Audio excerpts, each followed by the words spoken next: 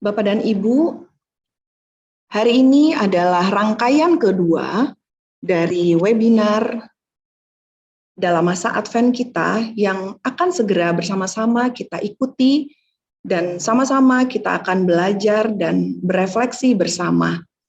Sebelum kita mulai, saya akan terlebih dahulu membacakan kurikulum vitae dari pembicara kita pagi. Pembicara kita pagi ini adalah Ibu Pendeta Jennifer F. Pelupesi Wawor. Ibu Pendeta Jennifer lahir pada tahun 1983. Pendidikan teologi yang dijalankan oleh Ibu Pendeta adalah program Sarjana S1 Fakultas Teologi UKDW Yogyakarta dan meraih gelar Sarjana Sains Teologi, program Magister S2 Master of Arts in Christian Education, Presbyterian University and Theological Seminary, Seoul pada tahun 2014, kemudian program doktoral S3, Fordham University, New York, USA, sejak tahun 2020 hingga saat ini. Ibu Pendeta Jennifer saat ini pelayanan sebagai Pendeta Pelayanan Umum GPIB dan diutus sebagai dosen pendidikan Kristiani Teologi Praktis di Fakultas Teologi Universitas Kristen Duta Wacana Yogyakarta dan juga sebagai Ketua Pusat Studi Agama-Agama Fakultas Teologi UKDW. Ibu Pendeta Jennifer saat ini sudah berkeluarga dan memiliki 2 orang anak, yaitu Mahersha Pelupesi, Maheswari Pelupesi, dan Mavendra Pelupesi. Oke, lalu kemudian pagi hari ini tentu saja kita akan kembali dimoderatori oleh Ibu Pendeta kita, Ibu Pendeta Marvan Nikijulu Tahamata. Sebelum kita bersama-sama menyambut Ibu Pendeta Jennifer dan Ibu Pendeta Marvan, saya juga tidak lupa menginformasikan bahwa pagi hari ini kembali panitia akan memberikan 4 buah souvenir kepada Bapak dan Ibu sebagai partisipan terpilih berupa 3 buah souvenir, 3 voucher dari UMKMpedia senilai Rp100.000 dan juga 1 buah buku berjudul Ketika Alkitab dan Sejarah Berjumpa pada Titik Temunya yang ditulis oleh Bapak Jerry Yesvara. Bapak dan Ibu tidak perlu berlama-lama lagi, mari kita sama-sama sambut Ibu Pendeta Jennifer dan Ibu Pendeta Marvan Nikijulu. Ya, terima kasih Bu Mayar yang cantik pada pagi hari ini. Dan semua kita yang boleh hadir karena cinta kasih Tuhan, kita boleh diperjumpakan via Zoom di pagi yang indah ini. Kita minggu lalu sudah bersama-sama ada di webinar yang pertama, sebuah rangkaian yang diupayakan dilakukan oleh Panitia Natal 2021 untuk boleh terus mengedukasi jemaat Tuhan, sehingga dengan harapan dan tujuan hal-hal yang kita akan jalani bersama sebagai jemaat memiliki makna yang semakin istimewa dan semakin membuat kita bertumbuh dalam iman kita kepada Tuhan. Nah, hari ini Bapak Ibu yang terkasih, kita masuk ke webinar kita yang kedua, signifikasi penghayatan masa Advent dalam masa krisis dan pandemi. Itu tema yang bersama-sama kita akan gumulkan, lalu juga akan mendapatkan pencerahan dari Pendeta Jennifer pada pagi hari ini. Nah, saya yakin bahwa Bapak Ibu yang hadir, ada 36 partisipan yang hadir pada saat ini, pasti ketika membaca tema ini, ya, kalau yang sangat tidak asing lagi adalah Advent, kata Advent, lalu pandemi, ya, krisis gitu ya, yang ada gitu. Lalu kita sudah beberapa kali Bapak Ibu sekalian, kalau kita mengingat-ingat sebuah perjalanan kita sebagai jemaat GKI Serpong gitu ya, sudah beberapa kali kita juga mengadakan webinar terkait dengan masa raya Natal, terkait juga ketika kita boleh menghayati lebih lagi masa-masa Advent yang kita sedang jalani pada saat ini, dan besok kita sudah masuk di Minggu Advent yang kedua gitu ya. Walaupun demikian, Bapak Ibu yang terkasih, pandangan kami dan panitia Natal bahwa pasti ketika Bapak Ibu membaca tema ini ada harapan-harapan yang hendak didapatkan ketika mengikuti webinar ini. Karena ketika kita melakukan sesuatu, kita punya harapan, kita punya keinginan, dan harapan itu, keinginan itu sangat diharapkan itu boleh didapat gitu ya ketika kita mengikuti webinar pada saat ini. Sehingga mengawali penjelasan dari Pendeta Jennifer, kami kembali lagi ingin bersama-sama dengan Bapak Ibu untuk Bapak Ibu boleh menuliskan harapan-harapan Bapak Ibu dalam mengikuti webinar pada saat ini. Ya, Bu Mayar kembali akan memandu kita untuk Bapak Ibu boleh menuliskan kembali harapan-harapan Bapak Ibu, bisa di Mentimeter nanti atau bisa juga nanti di chat Bapak Ibu. Nanti akan kita lihat bersama-sama. Silakan Bu Mayar untuk menolong. Makasih. Terima kasih Bu Pendeta Marvan.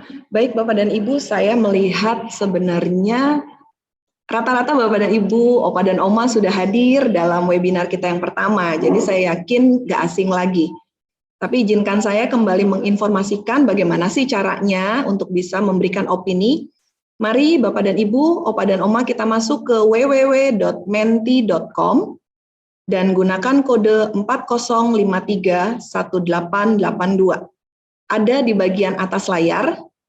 Boleh kita sama-sama masuk ke www.menti.com, lalu masukkan kode 40531882. Hanya akan ada satu pertanyaan, apa yang saudara harapkan dari webinar pagi hari ini? Kami tunggu harapan-harapan Bapak dan Ibu, Opa dan Oma, dalam mengikuti webinar pagi hari ini. Sudah ada yang masuk, kekuatan. Oke, masih kita tunggu, silahkan masuk ke www.menti.com, kode 40531882. Kalau ternyata kita membawa lebih dari satu harapan, kami persilahkan untuk juga boleh mengisi lebih dari satu. Sudah ada 3 yang masuk. Kekuatan, diteguhkan, pemahaman Advent. Oke, masih kita tunggu. Kalau ada yang kesulitan akses www.menti.com, boleh dituliskan harapannya di kolom chat, nanti kami bantu untuk masukkan melalui Menti. Kekuatan, dikuatkan, diteguhkan, pengharapan.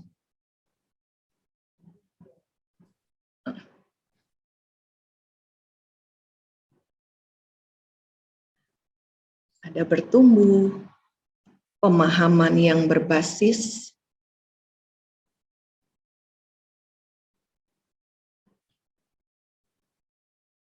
iman bertumbuh,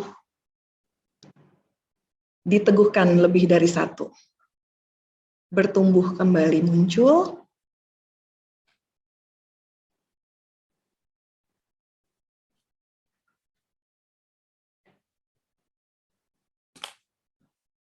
kesadaran, kasih Tuhan yang nyata,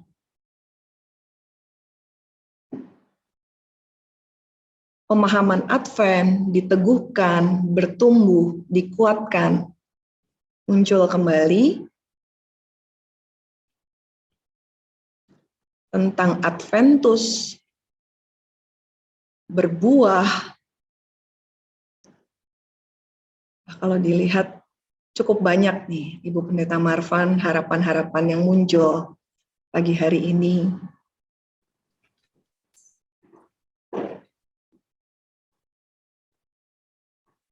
Tetap semangat melalui chat.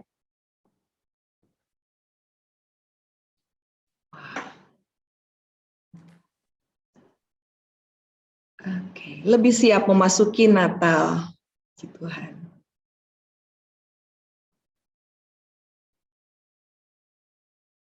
Penghayatan yang benar, pemahaman yang berbasis literasi, kasih,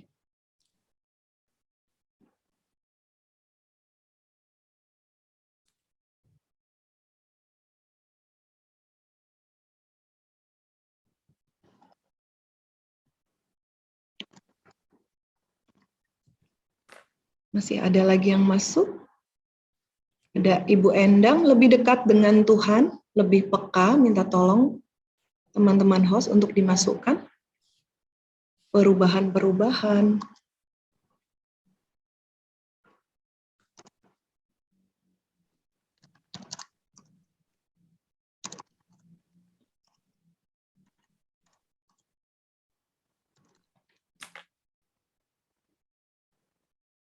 Wow, Wow, luar biasa. banyak sekali harapan-harapannya. Taat, Wah, lebih peka, tetap setia. Beragam sekali Ibu Pendeta Marvan. Bapak ya, dan Ibu, Opa dan Oma, terima kasih atas opini yang diberikan. ya. Terima kasih Bapak Ibu sekalian, Bu Mayer, terima kasih sudah memandu kita. Luar biasa ya Bapak Ibu. Jadi ketika mengikuti webinar ini ternyata tergambar jelas bahwa ada harapan-harapan yang ingin Bapak Ibu dapatkan gitu ya di dalam webinar ini. Sehingga biarlah kita boleh mengikuti dari awal sampai akhir sehingga kita boleh teredukasi dengan baik adanya. Bapak Ibu yang terkasih, terkait tema kita bahwa signifikasi penghayatan masa Advent di masa krisis dan pandemi yang kita masih alami pada saat ini. Bicara mengenai apa yang kita sedang jalani khususnya terkait dengan Advent, ya, kita kenal juga yang namanya tahun liturgi, ya. Dan masa raya Natal merupakan pembukaan tahun liturgi, itu pemahaman yang ada pada kita. Pembukaan tahun liturgi dengan berbagai macam perayaan yang penting dalam penghayatan kita dan terutama juga dalam pertumbuhan iman yang boleh terus bertumbuh ke arah Tuhan. Sehingga ada rangkaian-rangkaian ibadah yang menolong kita dalam penghayatan tersebut. Ada 4 minggu Advent, malam Natal, ada minggu setelah Natal, dan ada hari Epifani. Itu yang bersama-sama dalam sebuah rangkaian masa raya Natal yang akan kita jalani bersama-sama. Bicara mengenai Advent, pasti Bapak Ibu sekalian saya yakin sudah sangat sering mendengarkan ya, minggu Advent, Adventus, berarti kedatangan, tetapi bermakna kita menanti dengan sungguh-sungguh di dalam kehidupan iman kita hanya kepada Tuhan saja. Dan ketika kita masuki masa Advent, memang ada dua kondisi keadaan yang juga kadang tarik-menarik di dalamnya. Nanti akan dijelaskan lebih luas lagi dari Pendeta Jennifer, bahwa ada pemaknaan parusia kedatangan kembali Tuhan, tapi juga ada namanya anamnesis, pengenangan, sebuah historis karya Allah di dalam kehidupan kita yang akan nanti kita rayakan bersama-sama di Natal. Dan itu yang terus-menerus kita upayakan di dalam kehidupan kita berjemaat. Dan sehingga gereja ketika menghayati minggu-minggu Advent, maka minggu-minggu pengharapan, pertobatan, pembaharuan, sukacita, nanti minggu ke 3 Advent itu minggu Gaudete, minggu sukacita ya, yang boleh kita rayakan bersama-sama, penyerahan diri, berjaga-jaga, serta terus-menerus ada dalam kehidupan keteguhan iman kepada Tuhan. Dan ada juga istilah-istilah atau sebuah kondisi keadaan yang mengkondisikan kita untuk tetap boleh ada di masa Advent ya, dengan penuh pemaknaan ya. Nanti juga dijelaskan oleh Pendeta Jennifer. Ada harapan, damai, sukacita, kasih yang dirangkai bahwa semakin bertambah minggu-minggu Advent, maka bertambah juga harapan kita, damai, sukacita, dan kasih di dalam kehidupan iman kita, yang kita akan merayakan Natal, tapi juga kita terarah untuk menanti Tuhan yang kedua kalinya akan datang dalam kehidupan kita. Nah, itu menjadi pembukaan yang boleh saya sampaikan untuk menghantar kita masuk ke dalam webinar kita pada saat ini. Dan tidak berpanjang lebar lagi, kita akan menyerahkan di dalam sebuah pemaparan yang akan disampaikan oleh Pendeta Jennifer Pelupesi Wawor. Saya nanti akan mempersilakan Ibu Pendeta untuk memaparkan selama kurang lebih 40 menit, ya. Setelah itu nanti kita akan bersama-sama mendiskusikan. Jadi Bapak Ibu sekalian, sepanjang penjelasan daripada Pendeta Jennifer, silakan Bapak Ibu jikalau ada hal-hal yang ingin ditanyakan, mohon dimasukkan ke kolom chat ya. Nanti saya akan membaca pertanyaan Bapak Ibu, atau nanti saya akan melihat pertanyaan-pertanyaan yang saling terkait akan saya satukan supaya nanti mempermudah juga di dalam penjelasan yang akan disampaikan oleh Pendeta Jennifer. Silakan Bu Pendeta, ada hal yang ingin juga disampaikan di awal webinar ini, kami persilakan.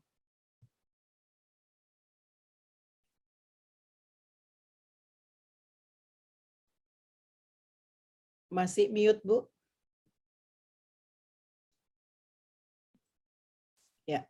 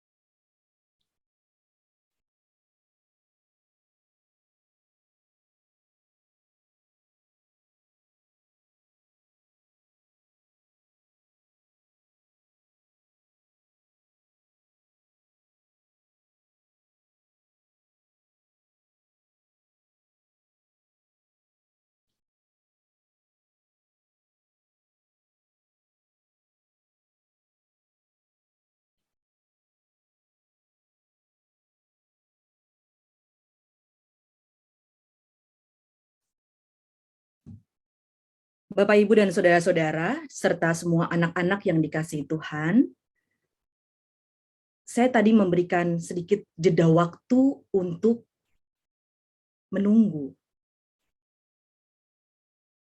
Ketika tadi saya harusnya sudah memulai webinar ini, lalu ada masa hening sejenak, saya hitung tadi kurang lebih 1-2 menit, apa yang Bapak Ibu rasakan?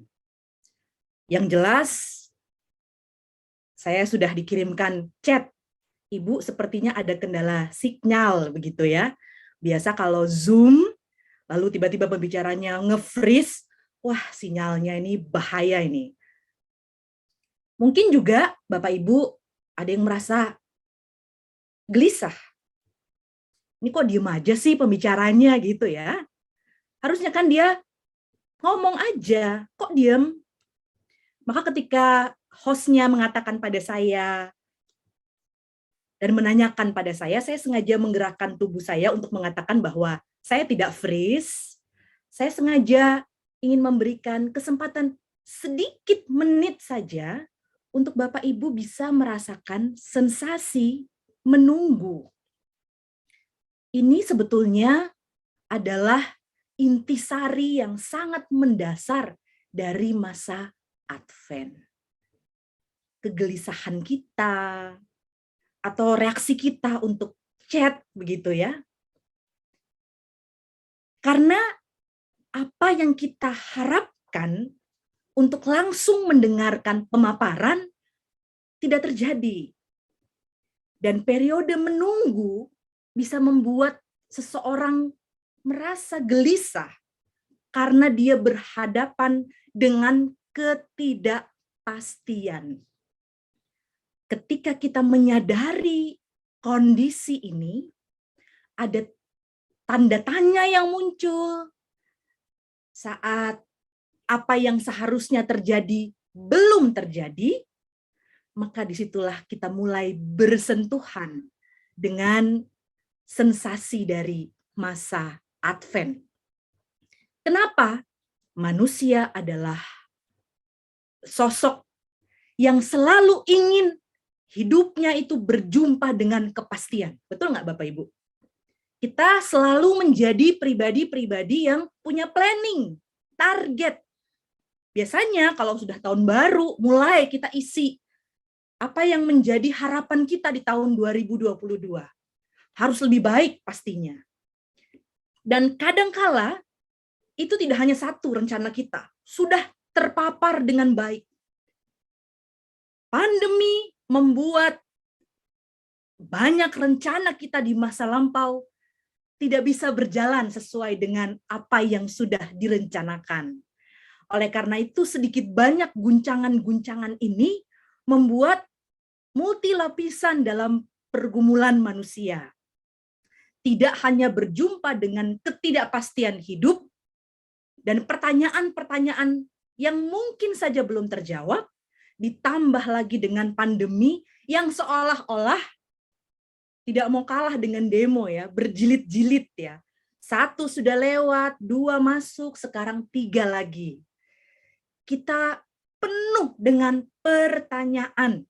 Dan disinilah kita merasakan betapa webinar ini harapannya bisa menjadi berkat untuk kita semua.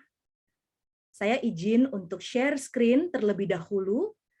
Dan saya sukacita dengan tema ini, karena menurut saya tema ini adalah tema yang sangat penting bagi kita ketika masuk event, khususnya dalam konteks krisis dan pandemi yang melanda.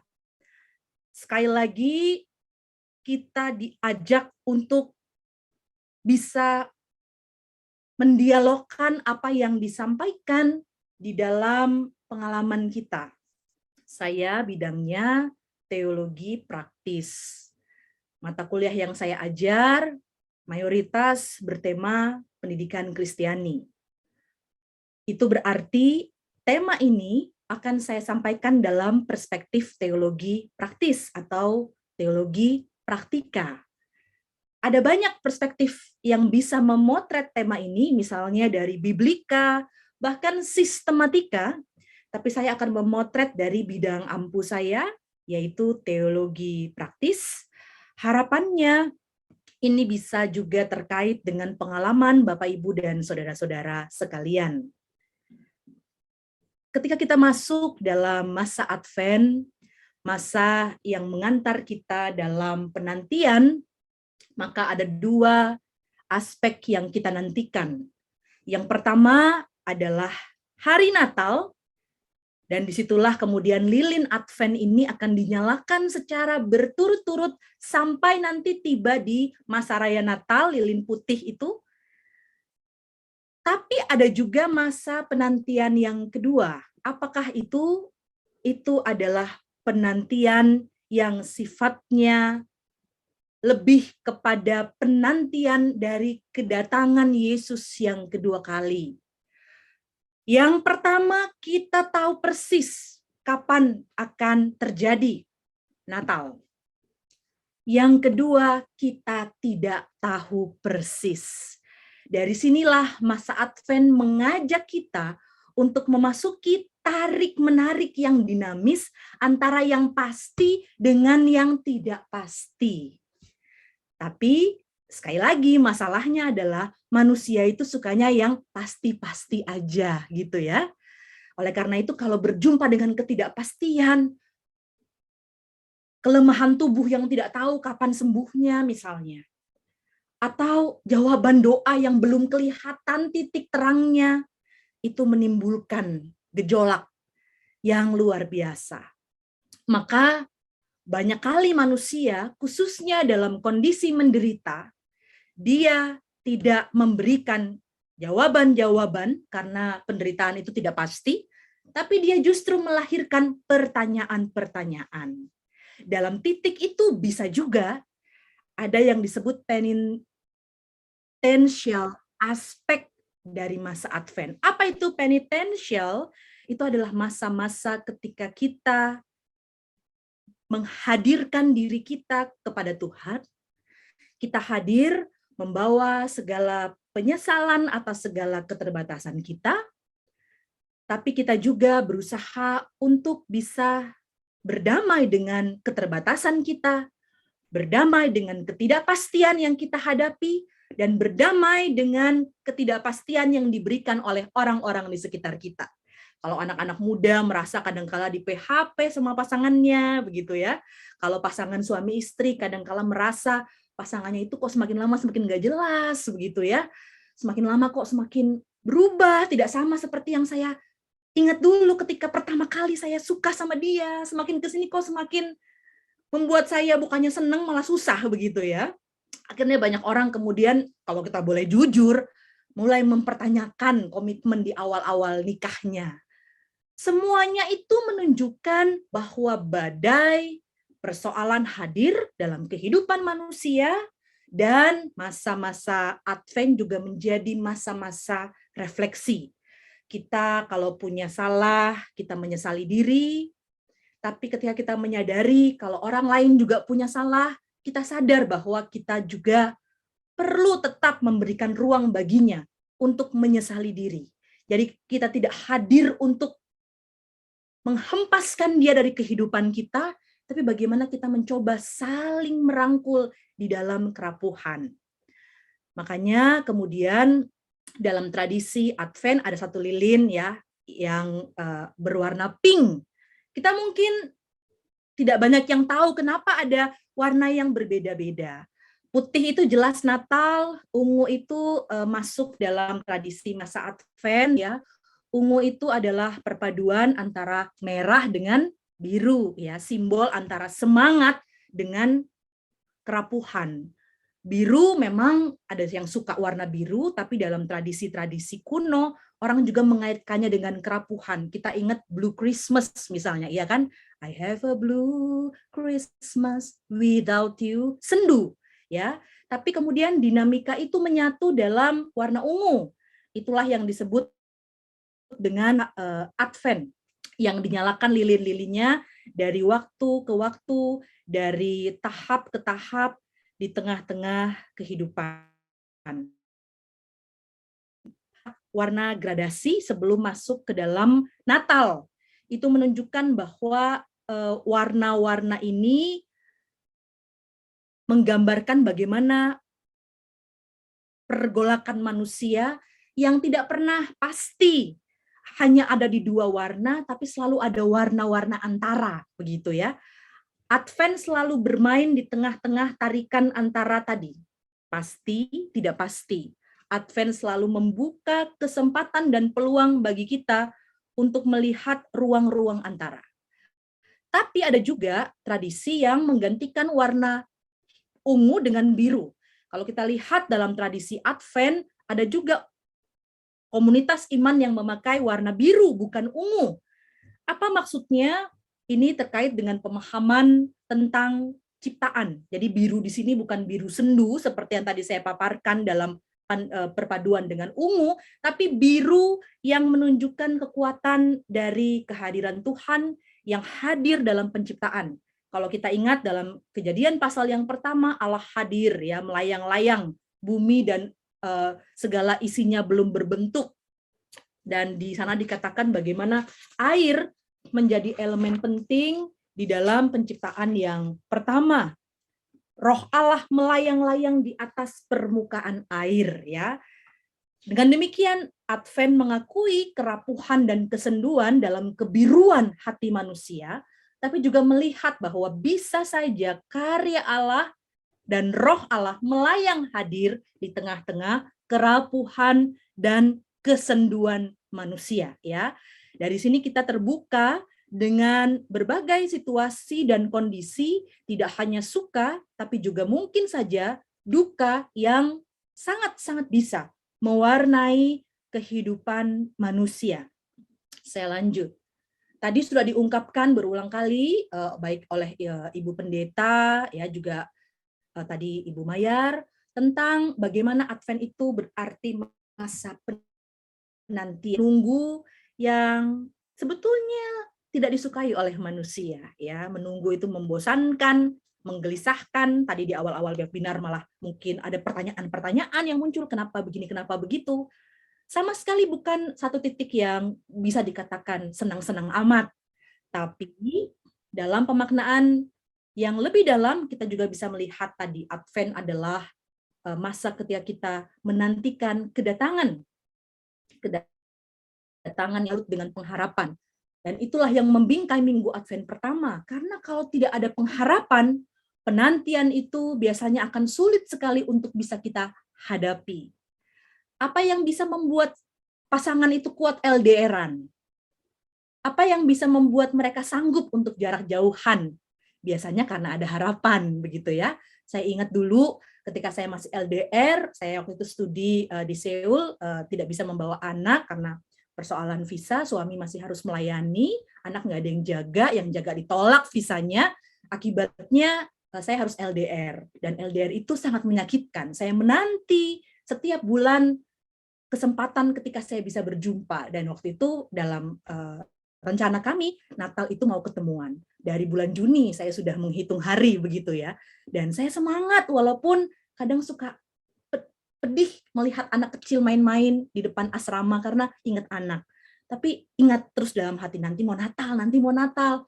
Ketika mulai ada lagu Natal, wah ada perasaan senang gitu karena nanti mau ketemuan begitu ya. Jadi pengharapan itu penting. Nah, masalahnya pengharapan mudah pudar kalau ada kerapuhan. Maka sekali lagi kita diingatkan masa-masa Advent sebetulnya tidak hanya berbicara soal masa kini. Kalau kita hanya fokus pada kini dan di sini, kita akan berjumpa dengan ketidakpastian. Dan itu membuat kita bisa kehilangan pengharapan. Tapi kalau kita melihat Advent ini mengajak kita untuk menghayati kehadiran Yesus yang sudah lahir, dan kita nantikan kedatangannya di masa raya Natal, tapi juga penggenapannya akan muncul nanti ketika kita berhadapan dengan waktu yang tak ku tahu, maka dia bermain terus di masa-masa yang ada disebut masa antara masa lalu, masa kini, dan masa yang akan datang. Maka ketika kita mulai galau dan tidak pasti di masa kini, coba ingat tadi ya disampaikan oleh Ibu Pendeta, coba kenang karya Tuhan di masa lalu, itu bisa menguatkan kita. Coba tatap harapan di masa depan. Siapa tahu itu juga bisa menguatkan kita. Oleh karena itu Advent tidak hanya berbicara soal perayaan ketika akan mempersiapkan diri untuk Natal, tapi juga sikap yang mengantisipasi masa depan. Apa yang bisa kita lakukan supaya masa depan bisa lebih baik? Saya tidak mengajak kita untuk meramal, tapi kita mengajak kita untuk mengantisipasi. Karena ramalan tidak pernah terbukti. Kita sudah berulang kali mendengar ramalan kiamat. Yang terakhir tahun 2012 begitu ya, katanya tanggal cantik. Tapi sampai sekarang juga kita belum melihat kehadiran yang disebut kedatangan Tuhan di masa kiamat begitu ya. Jadi kita perlu untuk aware dengan kondisi-kondisi ini. Kita juga masuk ke dalam tradisi-tradisi Advent yang bisa saja memperkokoh momen-momen kerapuhan yang kadangkala menghilangkan pengharapan dan membuat kenangan indah di belakang buyar. Ada satu buku yang bagus dari Oliver Trenor tentang Seven Bells to Bethlehem, tentang the O antiphons. Apa ini? Ini adalah antifon O. Memang tradisi Protestan tidak terlalu mengenal, tapi dalam tradisi mula-mula gereja-gereja kuno mereka mengenal, dan bahkan tradisi ini juga banyak dipakai oleh perayaan liturgi di Roma. Antifon O menunjuk pada ketujuh antifon yang didaraskan sepanjang periode khusus di masa Advent, biasanya tanggal 17 sampai 23 Desember, dan orang Roma melakukan ini. Tapi kemudian sekarang ketika tradisi Protestan banyak kali mengalami perbedaan dengan tradisi-tradisi gereja mula-mula, banyak yang mengatakan bahwa masa reformasi gereja ketika ada perseteruan di masa lampau antara Protestan dengan Katolik, banyak tradisi-tradisi gereja Katolik yang juga terikat dengan tradisi kuno itu dihilangkan dari Protestan untuk menunjukkan bahwa kami bukan tradisi yang sama dengan Katolik. Tapi sebenarnya dalam model oikumenis di masa kini, kita tidak perlu sungkan untuk berinteraksi dengan umat Katolik. Karena toh ternyata banyak tradisi kuno gereja yang kita anggap sebagai tradisi Katolik begitu ya, padahal itu memang tradisi gereja mula-mula. Nah, antifon O misalnya adalah satu pendarasan dalam liturgi yang menggarisbawahi gelar bagi Mesias untuk memasuki masa Advent, khususnya minggu-minggu terakhir. Semuanya itu menguatkan dan mengingatkan kita kembali tentang pentingnya kehadiran Tuhan di tengah-tengah ketidakpastian. Misalnya tentang kebijaksanaan Tuhan, O sapientia, tentang Tuhan yang maha besar, tentang Tuhan yang hadir bersama dengan kita, penyertaan Tuhan, Allah beserta kita, itu semua dihadirkan. Dan dalam liturgi biasanya ada rujukan kepada nubuatan tentang kelahiran Kristus untuk mengingatkan umat kembali bahwa ini sudah menjadi bagian dari rencana Allah. Oleh karena itu, jangan tersesat dalam ketidakpastian, jangan tersesat dalam duka cita, tetap kita harus melakukan dan menjalankan apa yang biasanya dipesankan oleh pendeta atau pelayan firman di akhir ibadah. Arahkanlah hati dan pikiranmu kepada Tuhan untuk kemudian menerima berkat-Nya. Di tengah gelap malam yang pekat, bintang-bintang terlihat terang bersinar. Maka kehadiran Tuhan dan terangnya yang ajaib itu memang kadangkala justru seringkali kita jumpai di tengah gelap dan pekatnya malam kehidupan. Ya, dalam tradisi dari gereja ada suatu gubahan indah ketika 7 antifon O ini kemudian kalau dibalik ya dari sejak Sapientia, Adonai, Radix JC itu gelar-gelar Tuhan ya, Clavis David, Oriens, Rec Gentium, Emmanuel, itu kalau dibalik dia menjadi Erokras. Apa itu Erokras? Kalau suku abjad-abjad di bagian awalnya dirangkai menjadi kata, dia menjadi pesan indah di masa Advent, aku akan datang. Ya, jadi pesan bahwa ya kesulitan itu ada, semuanya akan baik-baik saja. Ya, Tuhan katakan bahwa seberat apapun aku akan datang, begitu ya, dan aku pasti datang. Jadi tidak usah beralih ke yang lain-lain, nggak usah berpaling hati kepada Tuhan yang lain dalam tanda kutip begitu ya. Oleh karena ini pemahaman ini kita diajak untuk melihat bahwa Tuhan bekerja di dalam ketidakpastian. Tuhan bekerja di dalam ketegangan dinamis antara yang pasti dengan yang tidak pasti. Maka kita masuk dalam pemahaman God who may be. Tuhan yang bisa bekerja dalam segala sesuatu. Tuhan yang bisa bekerja di ruang-ruang antara. Maka bagaimana GKIS, ya GKI Serpong berhadapan dengan ruang antara ini, memberikan ruang bagi warga jemaat, tidak hanya dari aspek kognitif, karena biasanya kalau tradisi Kristen yang berlatar belakang Calvinis, bahkan kita di Indonesia ada muatan-muatan warisan kolonial di masa lampau, memang tekanan pada proses berteologinya adalah kognitif, ya, menghafal, terus ujian ketika katekisasi misalnya. Tapi ada juga dimensi emosional dan spiritual yang juga bisa membuat kita melihat Tuhan juga bisa hadir di sana. Bagaimana pergulatan batin seseorang yang menderita juga mendapat ruang dalam ibadah atau dalam ritus yang kita lakukan sebagai gereja. Bagaimana liturgi tidak hanya berisi formulasi-formulasi baku dan kadang-kadang kaku, tapi juga menjadi satu hembusan yang menggerakkan hati dan mewujud pada tingkah laku. Itu yang kemudian menjadi tantangan di masa Advent. Advent sebagai ruang antara, ruang perjumpaan di antara apa yang pasti dan apa yang tidak pasti. Ruang di antara apa yang nanti akan kita sambut di tanggal 25 dengan parousia yang masih tidak jelas kapan waktunya. Disitulah kita menyadari bahwa inilah realitas kehidupan kita. Sekuat-kuatnya kita pasti punya kelemahan, dan selemah-lemahnya kita pasti punya kekuatan.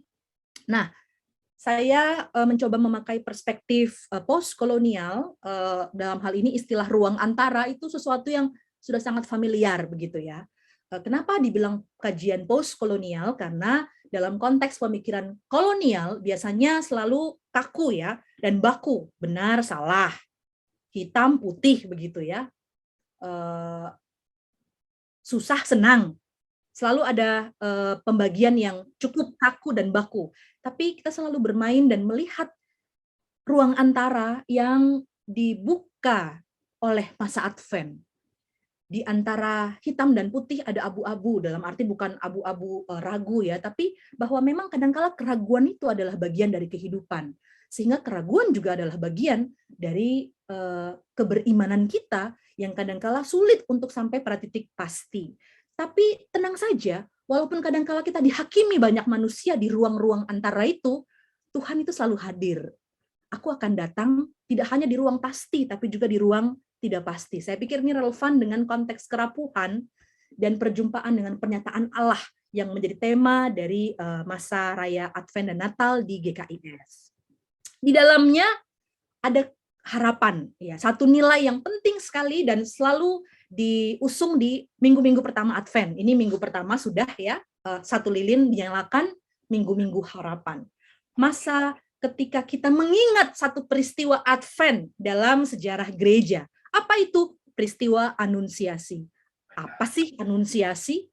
Anunsiasi adalah penyampaian kabar sukacita Tuhan pada Maria. Sebelum kelahiran Yesus, ada masa ketika Maria berjumpa dengan malaikat Gabriel. Kita ingat ya, dan ini masuk dalam momen sebelum Yesus lahir. Inilah satu kisah Advent yang biasanya diceritakan ketika malaikat Gabriel menyampaikan Maria akan mengandung dari Roh Kudus.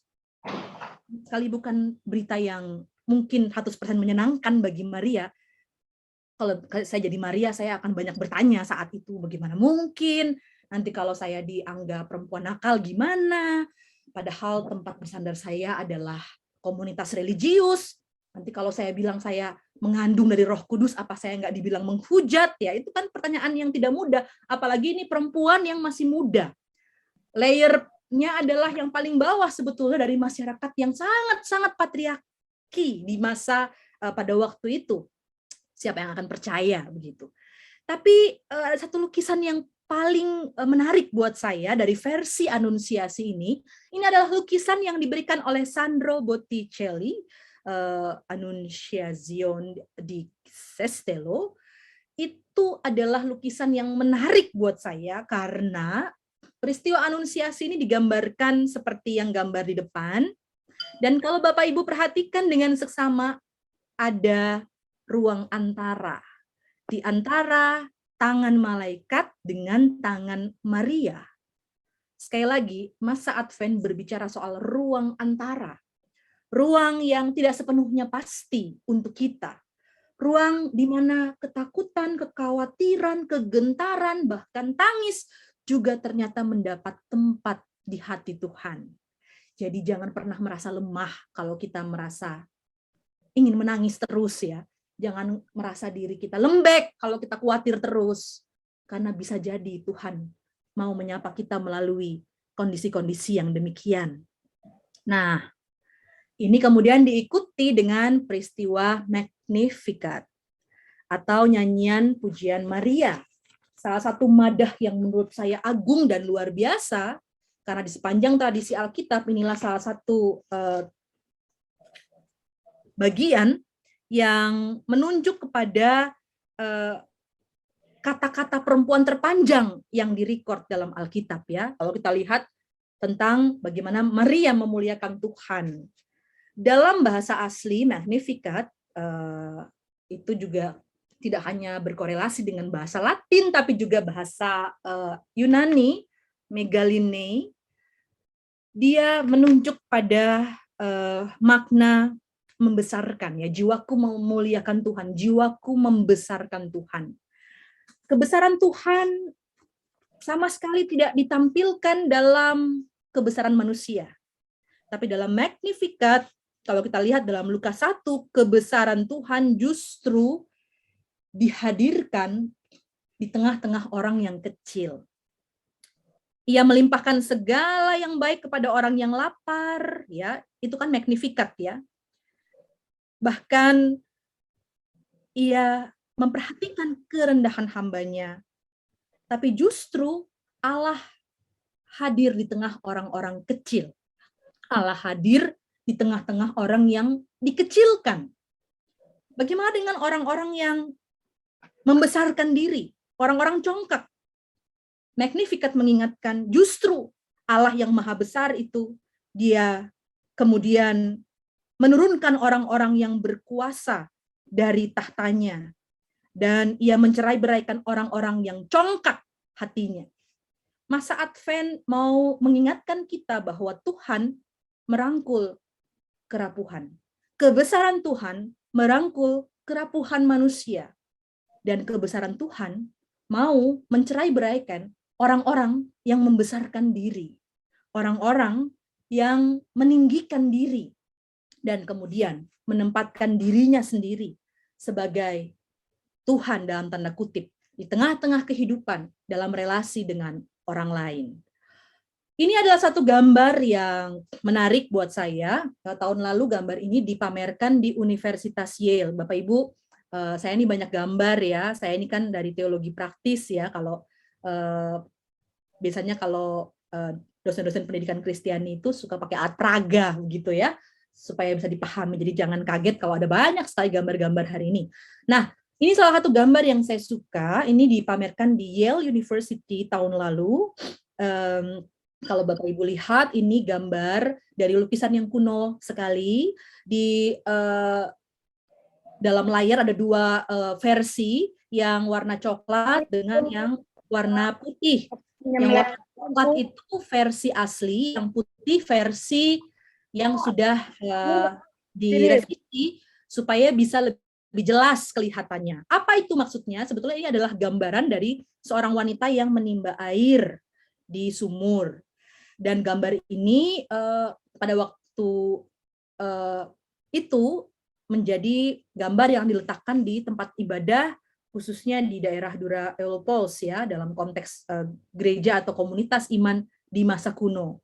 Michael Peppard, salah seorang ahli perjanjian baru dari Fordham, dia mengatakan bahwa kalau dilihat dari teknik tertentu, gambar ini tidak bisa dilihat secara langsung memang, tapi ada teknik yang bisa membuat kita melihat lebih jelas bahwa sebenarnya di dalam gambar ini ada dua garis yang seolah-olah ingin mencapai tubuh wanita itu. Dan jika argumentasi Peppard ini betul-betul menjadi satu argumentasi yang kita terima, maka kita bisa mengatakan bahwa inilah gambar Maria yang paling tua, gambar Maria yang paling kuno. Karena dua garis yang mencapai tubuhnya adalah gambaran dari aliran kehidupan yang masuk dalam inkarnasi. Nah, yang menarik, kita melihat bahwa ternyata perjumpaan Maria dengan aliran kehidupan yang Tuhan berikan justru terjadi ketika dia sedang menimba air.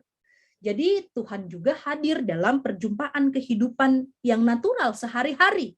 Siapa bilang Tuhan itu hanya ada di tempat-tempat tertentu, Tuhan ada di mana-mana. Itu berarti dalam kerapuhan dan titik-titik hitam kehidupan manusia, Tuhan juga hadir. Ini adalah satu tradisi Advent yang disebut Advent Wreath. Kita biasa menghias-hias ini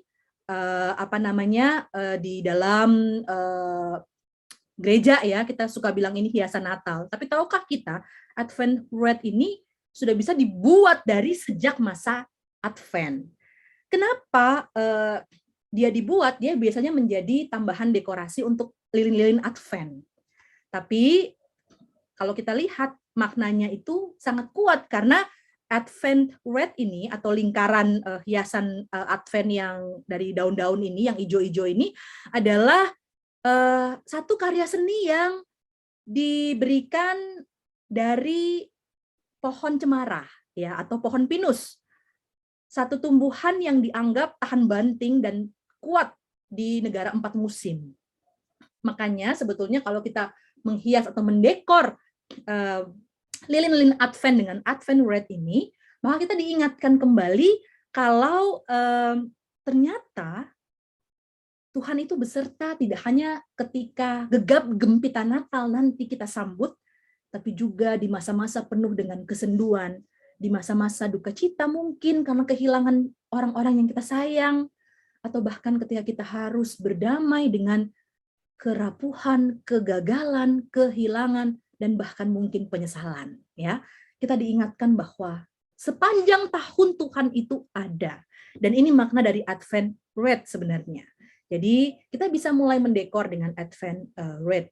Yang menarik dalam dekorasi ini selalu lagi-lagi ada ruang-ruang antara. Ya, Advent selalu berbicara di dalam ruang-ruang antara. Makanya ketika kemudian kita mengatakan, di mana Tuhan ketika saya sedang menderita? Jawabannya kan bisa pasti dan tidak pasti. Kita bisa katakan, ya hanya Tuhan yang tahu. Itu kan jawaban in the middle begitu ya. Disitulah kita belajar untuk beriman. Kadang beriman itu harus merasa pasti di tengah situasi yang tidak pasti. Cuma kadang-kadang kita itu sukanya pasti. Karena dalam kepastian kita merasa yakin untuk melangkah. Nah, kita di-challenge nih dalam masa Advent. Dalam ketidakpastian, berani nggak untuk melangkah? Bukan melangkah seperti pahlawan kesiangan ya, tapi melangkah bersama dengan Tuhan yang sepanjang waktu selalu beserta. Maka saya akan masuk dan mengerucut lebih dalam melalui tema kita pada saat ini, penghayatan masa Advent dalam masa krisis dan pandemi ya, sesuatu yang sudah kita gumuli dan akan terus mungkin kita gumuli ya, mendengar berita bahwa Omikron itu muncul lagi. Sekali lagi kalau kita berbicara soal masa pandemi, kita lagi-lagi masuk ke dalam ruang antara menolak dan menerima gitu kan ya. Maksudnya apa? Menolak dan menerima. Dalam masa pandemi ada KDRT. Tekanan yang muncul adalah banyak perempuan diserukan, dia harus menolak itu. Tapi kadang-kala ada dilema sebagai seorang ibu misalnya. Saya ini mau meninggalkan suami, kok ya berat. Karena anak saya itu ada 3 orang.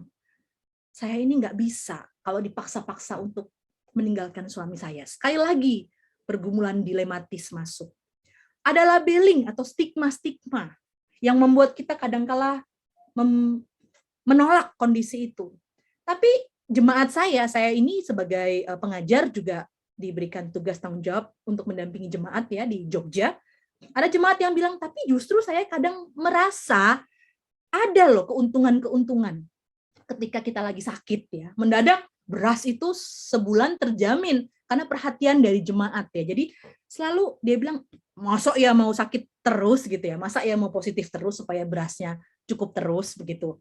Tapi sekali lagi ada pergumulan-pergumulan yang sifatnya itu di ruang antara ya, dilematis. Atau ada juga yang kemudian mengatakan bahwa ya memang sih saya merasa berat ya dengan mode sekolah online, anak-anak di rumah itu tidak mudah karena orang tua juga overload. Tapi di sisi lain ya saya juga memperkerjakan anak saya. Hasil penelitian terbaru Bapak Ibu bahwa pekerja anak meningkat dipekerjakan justru di jam sekolah, di jam 7 bahkan sampai jam 5 sore. Itu meningkat di masa pandemi. Kita cukup menyadari bahwa ternyata ada juga banyak orang-orang yang masih tarik-menarik ya, di satu sisi menolak tapi di sisi lain juga merasa ya ada untungnya juga sih sebetulnya pandemi ini ya, sekali lagi di tengah-tengah. Kekerasan bagi perempuan meningkat tajam, tapi juga ada dilema-dilema yang muncul, ada bahasa simbol untuk menolong perempuan korban kekerasan, khususnya yang diberikan dalam konteks Kanada. Jadi kalau Bapak Ibu lihat ada simbol seperti ini dalam konteks dunia internasional, itu berarti ada KDRT dan perlu ditolong. Tapi ketika ditolong justru banyak perempuan yang tidak mau dan marah karena malu katanya kalau aibnya itu terbuka.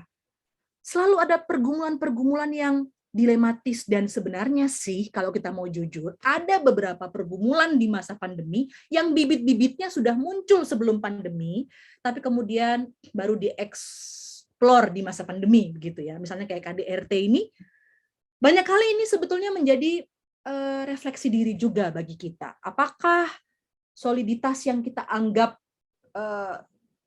saat ini sudah ada di tengah-tengah kehidupan kita benar-benar membuat kita mampu untuk meninggalkan kebesaran Tuhan, atau justru semakin kita merasa kuat, kita harus justru tetap mengingat bahwa kita juga harus peduli terhadap orang-orang lemah dan bahwa kita sendiri juga punya kelemahan, sehingga kita jangan jadi sombong gitu misalnya ya.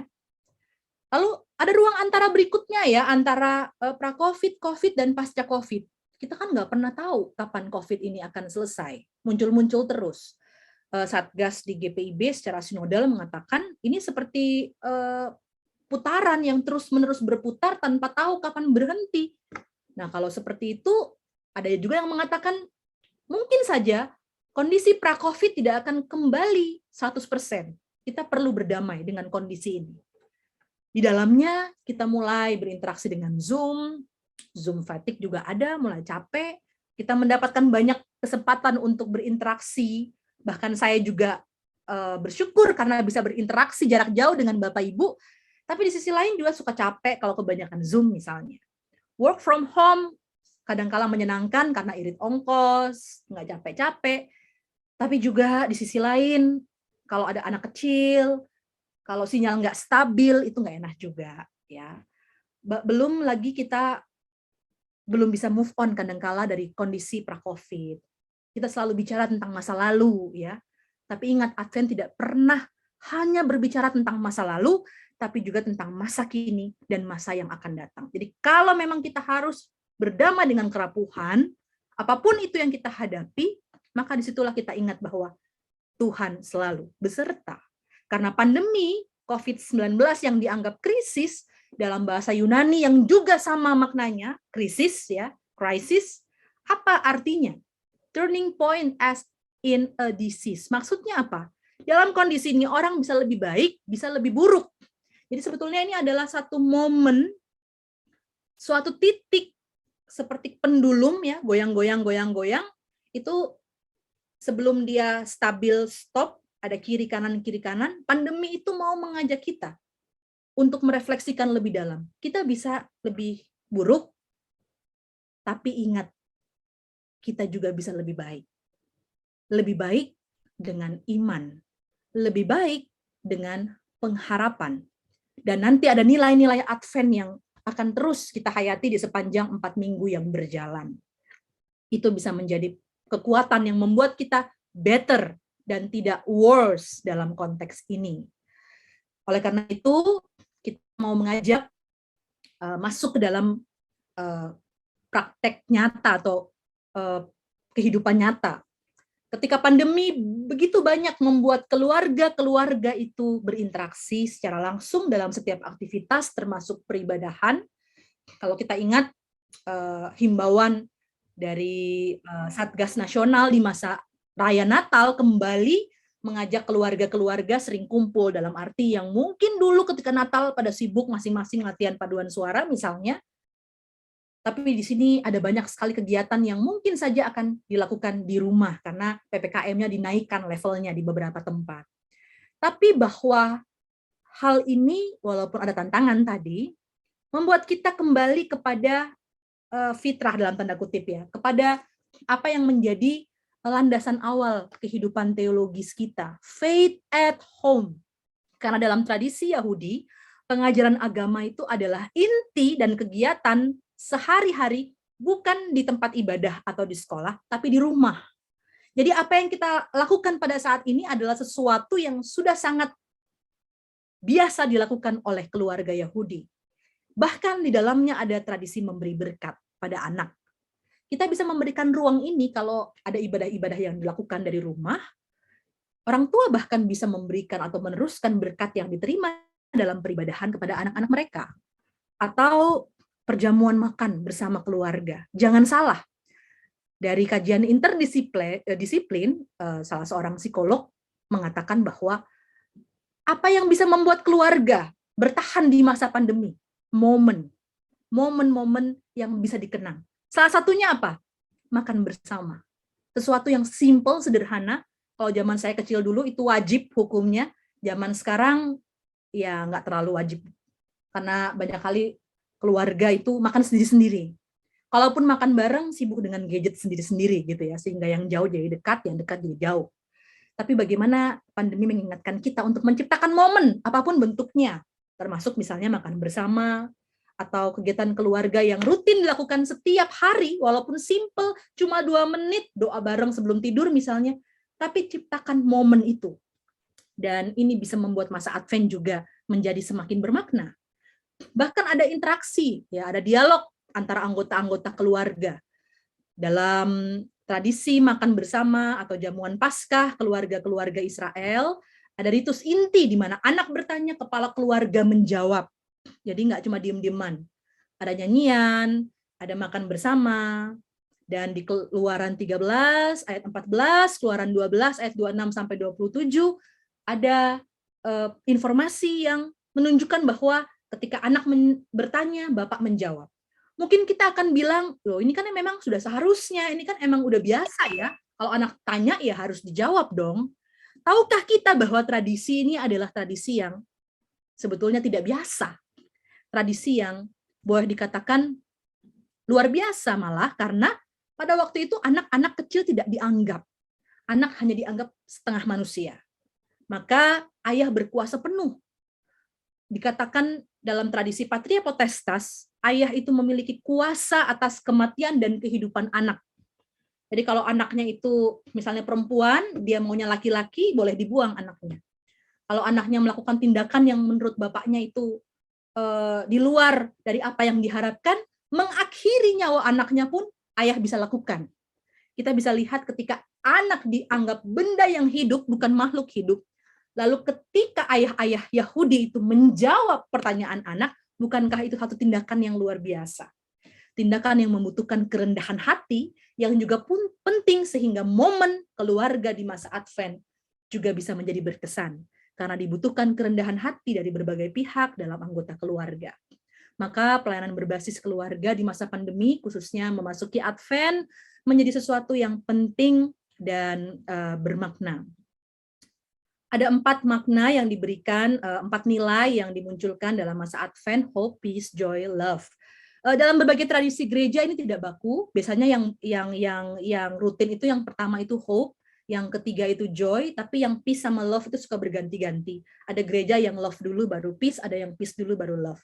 Tapi kalau menurut saya kita tidak masuk dalam rigiditas ya atau kekakuan, karena ruang antara itu selalu terbuka untuk melihat segala sesuatu secara dinamis, sehingga keempat nilai ini bisa berjalan secara bebas tanpa harus kita terlalu saklek-saklek amat. Tapi yang penting bahwa keempatnya terimplementasi. Keempat nilai yang mewarnai masa Advent ini menunjukkan kelindan antara kerapuhan manusia dan juga di dalamnya kita diingatkan ada kebajikan yang dimunculkan. Nah, ini Bapak Ibu saya akan masuk dalam implementasi praktis. Ini kalau saya lihat sebentar ya, ini saya mau mencoba untuk memasuki masa antara, yaitu bernegosiasi di masa Advent gitu ya Bapak Ibu, khususnya kepada panitia. Ini kan waktu saya 5 menit lagi sebentar ya, ini 11.20, ini sudah lewat 5 menit. Boleh nggak ya saya minta waktu barang 5 menit begitu ya Bapak Ibu? Ini nawar juga masuk ruang antara ya di masa Advent ya, sehingga nambah-nambah sedikit boleh ya Ibu Pendeta Marvan ya, sedikit lagi. Ini masuk dalam implementasi langsung, jadi tidak lama lagi, tapi menurut saya akan melengkapi. Saya lanjut. Untuk mengimplementasikan keempat nilai tadi, maka kita bisa membuka ruang-ruang itu ya, karena ini adalah bagian dari implementasi ruang antara di masa-masa Advent, ruang yang membuka perjumpaan dengan Allah di tengah kerapuhan, tidak hanya melalui aspek kognitif, tapi juga afektif, dan harapannya juga menyentuh psikomotor atau tindakan dan laku dalam kehidupan. Yang pertama adalah ruang harapan. Ya, inilah satu nilai yang biasanya diusung di minggu pertama Advent. Keyakinan yang juga muncul dalam Lukas 1 ayat 37 dalam konteks Advent ketika malaikat Gabriel mengatakan kepada Maria di tengah berita dia akan mengandung dari Roh Kudus, tidak ada yang mustahil bagi Allah. Bagaimana gereja bisa mengimplementasikan ruang harapan? Ada banyak cara, tapi ini contoh saja. Contoh yang pernah saya hidupi, tapi dari GKI Serpong tentu bisa mengembangkannya sendiri sesuai dengan konteks. Misalnya membuat kesempatan untuk jemaat bisa berkontemplasi ya, ibadah-ibadah yang sifatnya kontemplatif. Kontemplasi itu kan sangat dekat dengan nuansa Advent, karena kontemplasi itu adalah dari bahasa asli yang mau menunjuk pada sikap yang memandang Tuhan ya. Contemplor, memandang Tuhan, menghayati Tuhan di dalam kerapuhan. Kita perlu mendapatkan ruang yang sudah biasa dilakukan gereja-gereja itu bikin ibadah taise ya, itu contoh. Ada banyak contoh lain. Misalnya tradisi berdoa ya, ruang berdoa secara pribadi. Kalau Bapak Ibu ada yang pernah ke gereja ayam ya, sebetulnya merpati tapi menyerupai ayam, ini di dekat Borobudur. Di situ ada tempat berdoa untuk konteks lintas iman. Luar biasa ya, namanya gereja, tapi bisa juga kehadiran orang-orang dari lintas iman hadir karena merasakan ada kedamaian gitu dalam berdoa. Tapi di situ ada satu dinding untuk orang itu bisa berdoa secara pribadi ya, berkontemplasi dalam doa. Dan bahkan di situ anak juga dilibatkan. Ini anak saya sendiri fotonya. Bukan tipe yang suka diajak berdoa bareng dalam keluarga, tapi kok ketika diajak berdoa secara pribadi dia menuliskannya, walaupun saya tanya, nulisnya apa sih Kak? Isi doanya rahasia dong, Ma, gitu ya. Ya zaman sekarang anak kan begitu. Tapi kalau menurut saya yang penting dia punya relasi dengan Tuhan ya. Atau berdoa dalam tradisi yang bisa mengajak kita mendalami kontemplasi.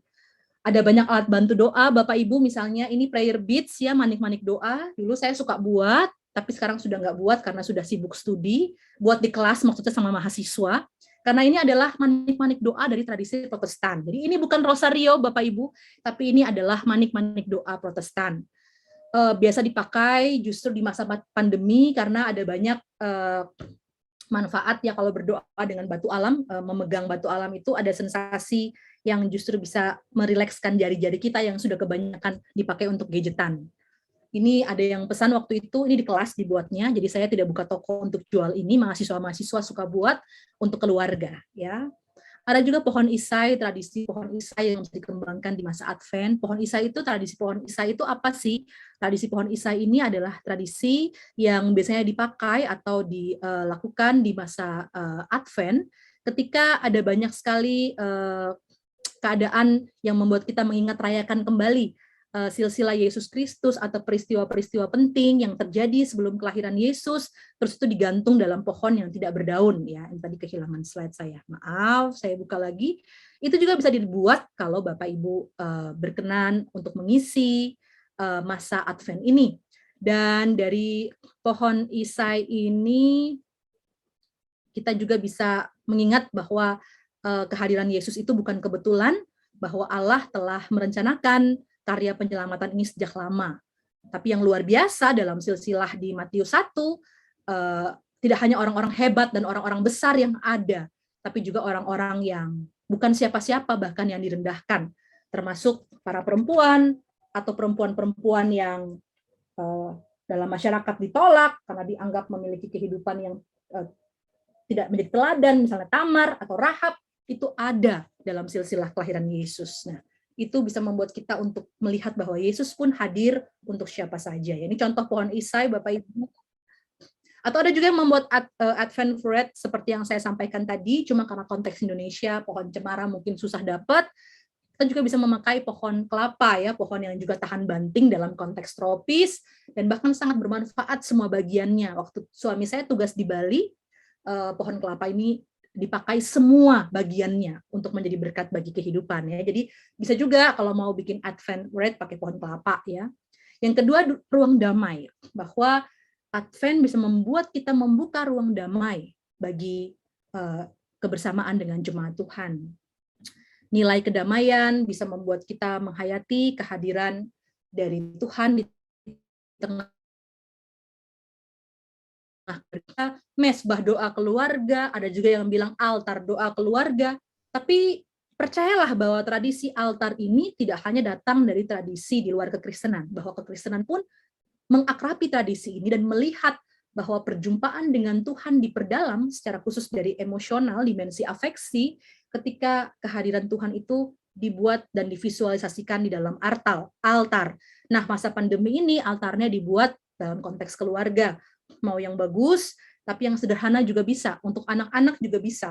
Dia boleh menangis di situ, dia boleh bertanya di situ, karena bertanya dan meratap adalah bagian dari iman.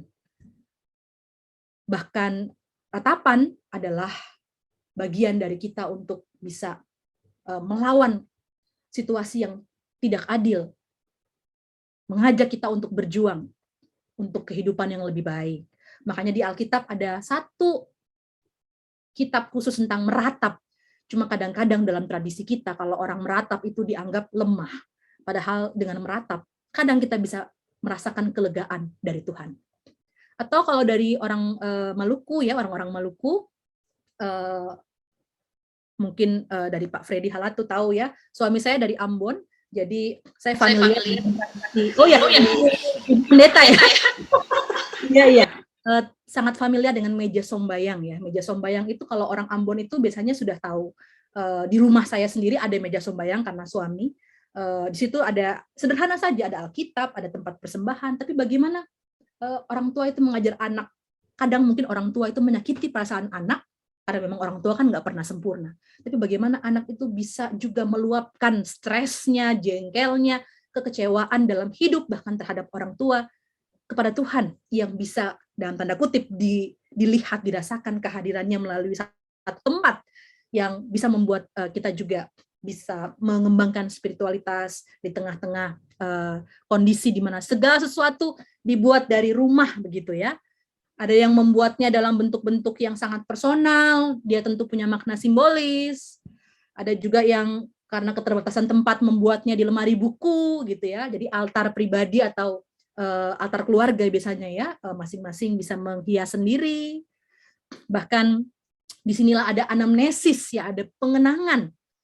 Khususnya ketika kalau Bapak Ibu pernah lihat gambar ini adalah Santa Corona, sesuatu yang sudah muncul di abad-abad kuno, bukan hanya ketika corona itu terjadi, tapi bahwa dia hadir sebagai martir ketika dia menolong orang lain yang pada waktu itu sedang mendapatkan hukuman. Tapi kemudian namanya diabadikan dalam sebuah altar gereja yang ada di Jerman, dan banyak orang kemudian datang hadir dan mengenang penguatan Tuhan sekalipun hidup ini berat. Nama aslinya Stefani, makanya disebut sebagai corona ya, karena virus corona kan seperti mahkota ya, Stefani itu artinya juga mahkota. Jadi bahwa kita bisa mengenang segala kebaikan Tuhan di masa lampau, termasuk mengenang mereka yang telah pergi di tahun yang berjalan ya. Ketika ada penembakan dari beberapa perempuan Asia Amerika di Atlanta beberapa waktu yang lalu, keluarga mereka kemudian meletakkan foto-foto mereka bersama dengan keluarga yang telah pergi untuk kemudian mengenang karya Tuhan melalui kehidupan mereka dan mengenang kebaikan Tuhan ketika duka melanda, mereka masih bisa memasuki masa-masa atau hari-hari berikutnya. Dalam konteks Natal bisa juga diletakkan foto-foto itu begitu ya, sehingga kita bisa mengenang kebaikan Tuhan melalui kehidupan orang-orang yang kita kasihi walaupun kini mereka telah pergi ya. Jadi ini bukan memuja orang itu atau arwahnya, tapi kita memuja dan menghayati kebesaran Tuhan di dalamnya ya. Tradisi ini yang muncul, atau tradisi berdoa dengan metode tertentu, misalnya angel cross untuk mengenang mereka yang telah pergi. Ini salib genggam sebetulnya tapi dalam bentuk angel. Jadi kalau Bapak Ibu mengingat tradisi ini contohnya punya saya, biasanya mengenang mereka yang telah pergi. Karena keyakinan bahwa walaupun kita ditinggalkan oleh kekasih hati, tapi Tuhan juga menghadirkan banyak sekali malaikat di sekitar kita untuk menguatkan dan hadir untuk kita. Atau clinging cross ya, ketika sedang sakit, ada orang yang suka berdoa dengan clinging cross karena dia merasakan sensasi memegang tangan Kristus yang berlubang paku ketika menyentuh tekstur dari clinging cross, atau di tengahnya seolah-olah ada sensasi tangan yang berlubang paku begitu ya. Yang berikutnya ruang sukacita, ada 2 ruang lagi, sedikit lagi Bapak Ibu. Kita juga bisa mengajak jemaat untuk menghayati kebersamaan, menyambut sukacita Advent, dan merayakan pengharapan untuk masuk ke Natal dengan aktivitas-aktivitas kreatif dengan keluarga, intergenerational ministry yang melibatkan keluarga, atau intergenerational choir, jadi paduan suara jemaat, nggak cuma orang besar saja, tapi juga ada anak-anaknya, ada mentoring, misalnya para janda, mendampingi mereka yang baru saja ditinggalkan oleh suaminya di tahun ini misalnya. Atau ibadah-ibadah yang sifatnya perayaan, merayakan Advent, ya, misalnya nilai-nilai Adventus itu dirayakan dalam minggu-minggu Advent. Ini yang dibuat di Margomulyo ya, tentu GKIS sudah punya program sendiri. Tahun ini fokus pada nilai-nilai misalnya. Atau sakramen perjamuan kudus yang bisa menjadi ruang sukacita, karena menurut Philip Clayton dalam perjamuan kudus ada ruang ketiga untuk menyerahkan memori dan kondisi yang menyakitkan, melepaskan beban dan derita ya. Yang terakhir adalah ruang kasih. Kita tentu tidak hidup untuk diri sendiri. Advent mengingatkan kita untuk menjangkau orang-orang di luar komunitas iman. oleh rahmat dan belas kasih dari teks Advent di Lukas 1 ayat 78, kita juga harus menjadi berkat. Jangan tunggu kita bahagia, baru kita bersyukur dan membagi berkat. Tapi justru ketika kita bersyukur dan membagi berkat, sekalipun dalam saat berat, disitulah ada sukacita yang muncul. Ya, ini kita belajar dari Martin Luther, Bapak Reformasi kita, dalam pandemi yang juga dia alami di masanya, tapi bukan corona, waktu itu wabah pes.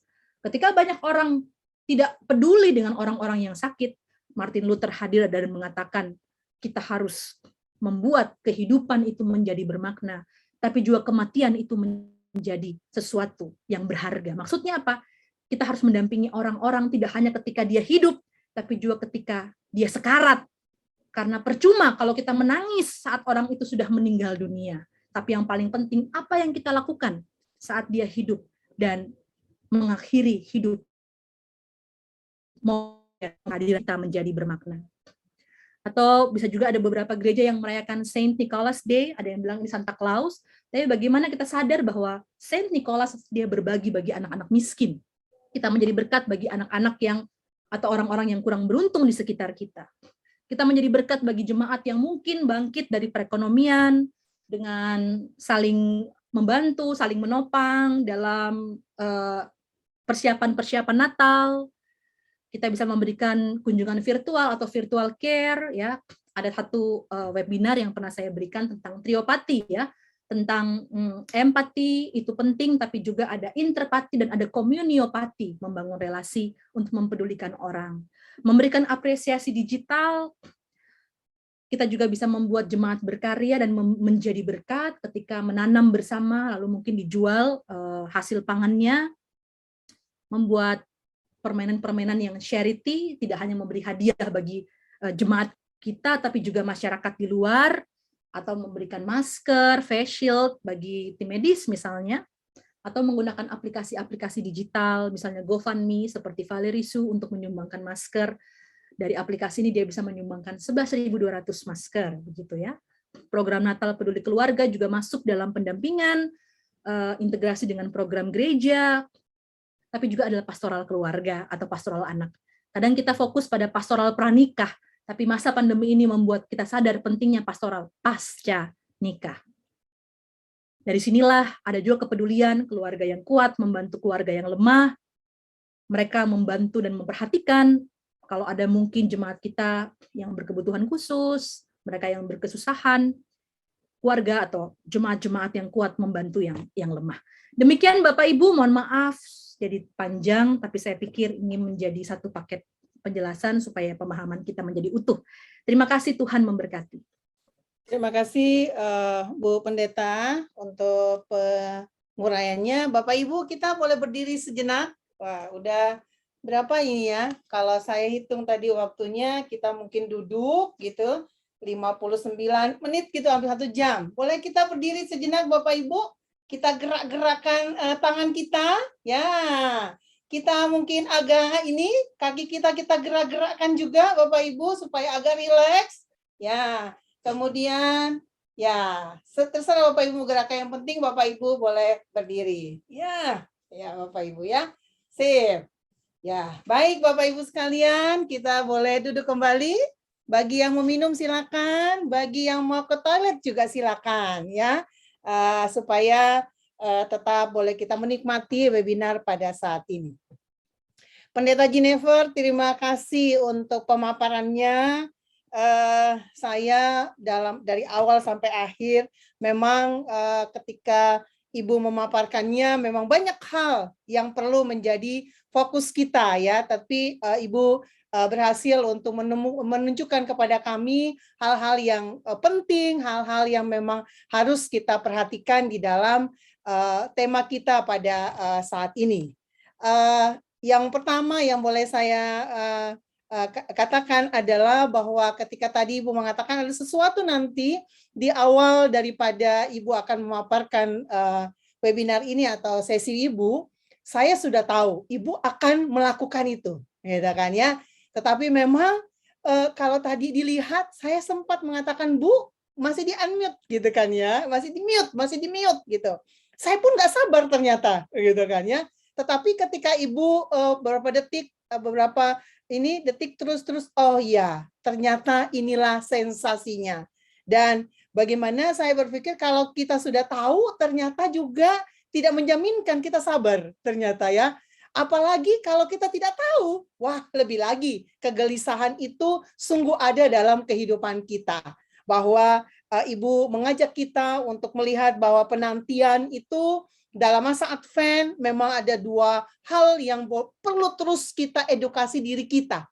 Kita tahu tanggal 25 atau 24 malam kita merayakan Natal. Kita sudah tahu itu, tanggalnya sudah pasti. Tetapi kedatangannya satu orang pun tidak tahu dan itu tidak pasti. Nah, dalam ketidakpastian itu apa yang boleh terus kita lakukan? Maka yang boleh saya catat di sini, yang boleh terus kita lakukan adalah ruang-ruang nilai-nilai Advent tadi itu. Ada ruang harapan, damai, sukacita, kasih yang terus-menerus boleh bukan hanya secara kognitif, tapi juga afeksi, spiritualitas, dan tingkah laku yang boleh terus kita upayakan di dalam kehidupan ini. Yang menarik juga tadi ada eros kras. Aku akan datang. Itu kan sebuah kepastian memang dia akan datang. Dan dia juga Tuhan yang terus berkarya di dalam kehidupan kita. Sehingga masa Advent bukan hanya sebuah rutin tahun liturgi yang kita lakukan, tetapi masa refleksi ya yang boleh terus juga membangun kehidupan kita. Dan dalam masa refleksi itu kita juga melihat bahwa ada harapan. Ya, ada harapan dan berjumpaan harapan dengan kerapuhan itu sungguh menggeliat sebenarnya dalam kehidupan kita. Kita menyadari kita rapuh, tapi minggu lalu kita juga sudah teredukasi bahwa Tuhan dekat dengan kita di tengah-tengah dalam kondisi kerapuhan yang ada dalam hidup kita. Ya, Tuhan, istilah Ibu tadi, Tuhan merangkul yang namanya kerapuhan kita. Masa krisis, masa pandemi, di antara menolak, menerima, pasca COVID, kemudian pra-COVID, dan lain sebagainya, itu sesuatu realita yang kita hadapi. Tetapi terima kasih Ibu, ada bentuk-bentuk kebersamaan keluarga. Ada bentuk-bentuk kehidupan bersama keluarga yang boleh terus kita upayakan di masa Advent, ya, di masa kita mengalami pandemi. Makan bersama bukan sesuatu hal yang begitu saja, tetapi bagaimana itu dimanfaatkan untuk hal yang hangat di antara keluarga, berdoa, berinteraksi, dialog, pelayanan berbasis keluarga. Dan itulah yang boleh kita upayakan dalam hope, peace, joy, dan love kita dalam pertumbuhan kehidupan kita. Sekali lagi terima kasih Ibu Pendeta Jennifer Pelupesi Wowor. Saya betul Bu orang Ambon, saya Ambon pribadi, dan suami saya ini ada nih Ishak Dikiulu. Pamer suami ya, gitu kira-kira ya. Baik. Meja sombayang. Nah, itu tadi ya yang Ibu katakan, meja sombayang. Kami pun memiliki itu, sebuah tempat di mana kami berefleksi dan terus bersama dalam relasi dengan Tuhan. Ya, baik Bapak Ibu sekalian, mari memanfaatkan waktu ini kurang lebih 30 menit ke depan. Ya, kita akan berdiskusi atau Bu Jennifer akan membantu kita dalam sebuah pertanyaan-pertanyaan, kegalauan, atau hal-hal yang masih belum Bapak Ibu masih perlu ada penjelasan gitu ya. Nah, di sini ada saya mulai dulu 3 pertanyaan ya Bapak Ibu yang sudah ada di chat. Ya, 3 pertanyaan yang sudah ada di chat. Saya mulai dari Pak Suryanto ya. Ada Pak Suryanto, lalu kemudian nanti ada Pak Josia, lalu ada Ibu Rini. Rini ya. Ya, baik. Itu pertanyaannya ada di chat. Saya bacakan ya, Bu Pendeta ya. Ya. Dari Pak Suryanto, bagaimana mengatasi di dalam menghadapi persoalan-persoalan yang belum atau tidak pasti agar kita tetap ada pengharapan dari Allah. Karena ada kerapuhan sebagai manusia, bahkan bersama situasi pandemi yang saat ini belum usai. Ya, itu yang ada. Mungkin saya kaitkan juga dengan ini ya Pak Josia ya, boleh ya. Kira-kira ada pengajaran Tuhan Yesus Kristus yang berhubungan dengan nilai-nilai yang dibawa oleh tradisi Advent. Ya, lalu kemudian juga terkait dengan hal itu, Ibu Rini juga menyampaikan bahwa sangat menarik ya, tanggapannya kehadiran COVID adalah bagian dari proses akselerasi waktu dalam ruang antara, sehingga makna perjumpaan dengan Tuhan relatif lebih mudah dihayati. Mohon tanggapan Bu Pendeta. Mungkin itu dulu ya Bu, 3 penanya yang mungkin bisa Ibu rangkumkan untuk dijelaskan. Silakan Ibu. Iya, baik. Terima kasih banyak Ibu Pendeta. Ulasannya luar biasa ya dalam menyimpulkan apa yang diberikan dan menanggapi tadi beberapa pertanyaan yang dimunculkan. Saya mulai dengan Pak Suryanto ya. Bagaimana kita menghadapi persoalan-persoalan yang belum pasti sehingga tetap ada pengharapan. Nah, saya hanya ingin menyampaikan bahwa yang pasti dalam kehidupan ini adalah ketidakpastian. Kita berjalan sebagai manusia di dalam satu lorong ketidakpastian. Tapi kita juga tahu bahwa Tuhanlah yang hadir dan berkuasa di dalam ketidakpastian. Sehingga dari Tuhanlah mengalir kepastian. Tapi tetap kita harus berdamai dengan ketidakpastian itu. Karena itu adalah bagian dari iman. Tadi saya sudah menyampaikan bahwa iman adalah bagaimana kita merasa pasti dalam situasi yang tidak pasti, karena kita tahu Tuhan pasti tidak pernah meninggalkan kita. Ya, itu menurut saya formulasinya. Bagaimana kita menyadari kerapuhan kita yang seringkali galau ketika nggak pasti, seringkali sedih ketika nggak pasti, khawatir ketika nggak pasti, nggak sabar ketika nggak pasti gitu. Gejolak itu harus kita terima sebagai bagian dari kerapuhan, tapi di dalamnya kita tahu bahwa sepanjang waktu Tuhan beserta tadi ya, seperti makna Advent ya, Advent Wreath dengan pohon cemara yang sebetulnya mau semakin ditampilkan dalam tradisi pohon Natal. Jadi tradisi pohon cemara Natal itu sebetulnya lahir dari Advent. Ketika kita membuat lingkaran ya Advent Wreath yang suka tidak hanya dipakai jadi alas lilin, tapi juga digantung-gantung di pintu. Dari situ kemudian kita melihat bahwa disinilah kita berjumpa dengan ketidakpastian, kita berusaha untuk berdamai dengan situasi-situasi yang tidak pasti, bukan dengan kekuatan kita sendiri, melainkan dengan kekuatan yang berasal dari Tuhan, yang pasti hadir di tengah kehidupan kita. Nah, caranya bagaimana? Bagaimana kemudian kita membangun relasi atau relasionalitas dengan Tuhan.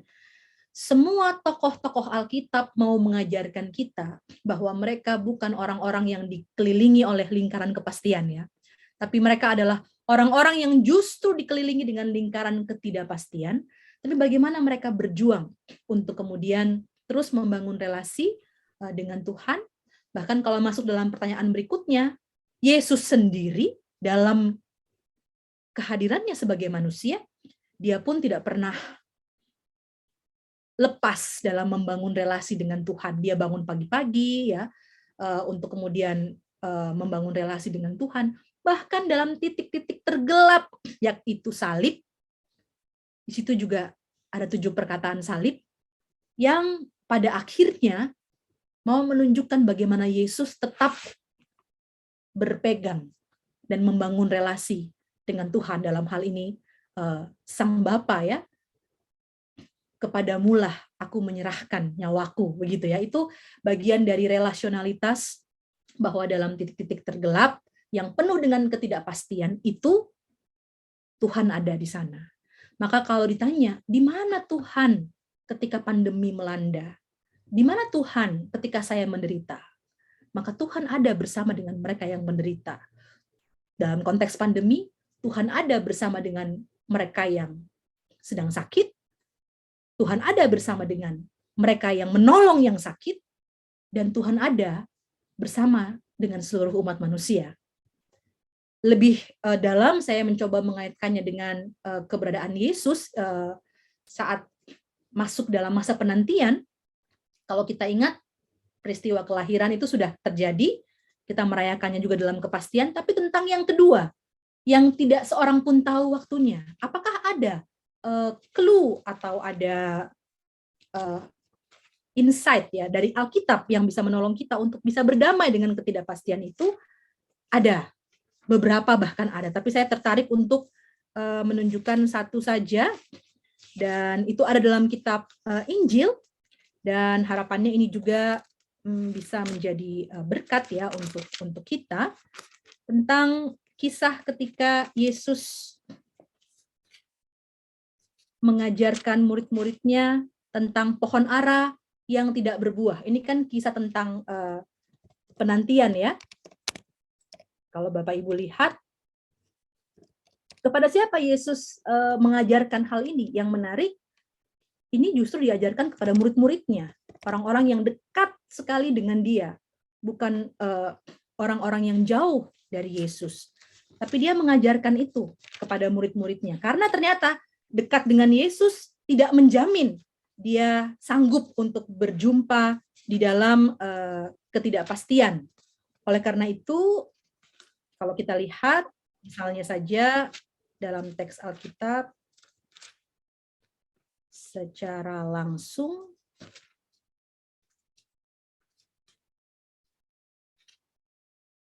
tentang dari Matius 21 ya, Matius 21 ayat 18 sampai 19. Di situ dikatakan Yesus mengutuk pohon ara. Saya bacakan ya Bapak Ibu, pada pagi-pagi hari dalam perjalanannya kembali ke kota, Yesus merasa lapar. Dekat jalan ia melihat pohon ara lalu pergi ke situ, tetapi tidak mendapat apa-apa pada pohon itu. Ia tidak mendapat apa-apa pada pohon itu selain daun-daun saja. Katanya kepada pohon itu, engkau tidak akan berbuah lagi selama-lamanya. Dan seketika itu juga keringlah pohon ara itu. Sebenarnya kalau kita boleh jujur, ini adalah salah satu teks yang sedikit aneh. Karena apa? Pohonnya tidak berbuah karena tidak musim, kok malah pohonnya yang dikutuk begitu ya. Kalau kita pakai logika, kita pasti akan melihat bahwa ini tidak logis, karena harusnya jangan dikutuk dong pohonnya. Yang salah kan bukan pohonnya. Mosok kita mau makan durennya lagi nggak berbuah karena nggak musim, pohon duren kita kutuk gitu nih. Yesus kok ada-ada aja gitu. Mungkin kita akan berpikir begitu. Tapi yang menarik adalah kalau kita lihat dan telakah lebih dalam, ini adalah salah satu teks yang menunjuk pada parousia. Dalam perikop selaras atau perikop sejajar, misalnya di Markus, kita lihat bahwa setelah itu, misalnya Markus 11 ayat 20, murid-murid melihat pohon yang kering, lalu mereka ingat dengan apa yang dikatakan, lalu mereka katakan, Rabi, itu pohonnya sudah kering. Lalu Yesus menjawab, percayalah kepada Allah. Apa nyambungnya dibilang pohonnya sudah kering kok percaya kepada Allah? Dari kata-kata yang disampaikan murid-muridnya, Rabi, ini menunjukkan bahwa teks ini adalah teks pengajaran. Murid-murid Yesus itu siapa sih? Mereka bukan orang-orang besar. Mereka bukan orang-orang intelektual tinggi, profesor-profesor. Mereka adalah orang-orang yang sederhana, yang melayani Tuhan. Maka Yesus selalu menggunakan metafora, alat peraga dalam mengajar kepada mereka. Salah satunya adalah pohon ara. Yesus juga suka menggunakan perumpamaan misalnya. Kenapa dipakai pohon ara yang tidak berbuah? Yesus mau menunjukkan, karena pada waktu itu kalau kita lihat dalam teks yang dekat dengan Markus 11, murid-murid itu sedang memperebutkan siapa yang lebih besar di antara mereka. Maka Yesus melihat mereka kuat berhadapan dengan ketidakpastian, apalagi Yesus sudah mau disalibkan. Pesan ini mau menunjukkan bahwa apapun musim yang kita hadapi, apakah musimnya baik atau musimnya tidak baik, kita tetap harus berbuah. Kita tetap harus meletakkan kepercayaan kita kepada Tuhan. Dan inilah esensi dari iman. Bagaimana kita kemudian tetap melakukan apa yang bisa kita lakukan sebaik-baiknya, sepenuh-penuhnya di masa yang penuh dengan kesulitan. Tidak perlu menjadi orang lain, jadilah diri sendiri. Kalau kita bisa berdoa kuat-kuat, berdoa kuat-kuat. Apa yang kita usahakan? Usahakanlah kuat-kuat. Mungkin nggak sama dengan orang lain hasilnya, tapi kita bersyukur. Karena itulah yang kuat-kuat yang kita bisa buat. Kalau kita bisa menguatkan orang lain, kita bisa menasehati orang lain, lakukan itu kuat-kuat dengan semangat. Kalau kita bisa melayani, dikasih waktu melayani Tuhan, layanilah Tuhan sekuat-kuatnya, sepenuh-penuhnya. Kalau kita biasanya masak setiap hari untuk keluarga sebagai ibu, masaklah sebaik-baiknya. Lakukanlah sesenang-senangnya, sehingga masakan kita jadi berkat. Dari situ, kita bisa sungguh-sungguh berbuah. Apapun yang terjadi di tengah-tengah kehidupan kita melakukan apa yang menjadi bagian kita sebaik-baiknya, dan lihatlah, Tuhan akan menyempurnakannya. Ya. Jadi, let's do the best, do the rest. Ya, itu yang bisa kita lakukan dalam berdamai dengan kerapuhan. Yang terakhir, kehadiran COVID dari Ibu Rini ya, adalah bagian dari proses akselerasi waktu dalam ruang antara, hingga makna perjumpaan dengan Tuhan relatif lebih mudah dihayati. Iya, ruang antara itu ada banyak orang mengatakan itu sebagai ruang ketidakpastian sebenarnya. Begitu kan ya?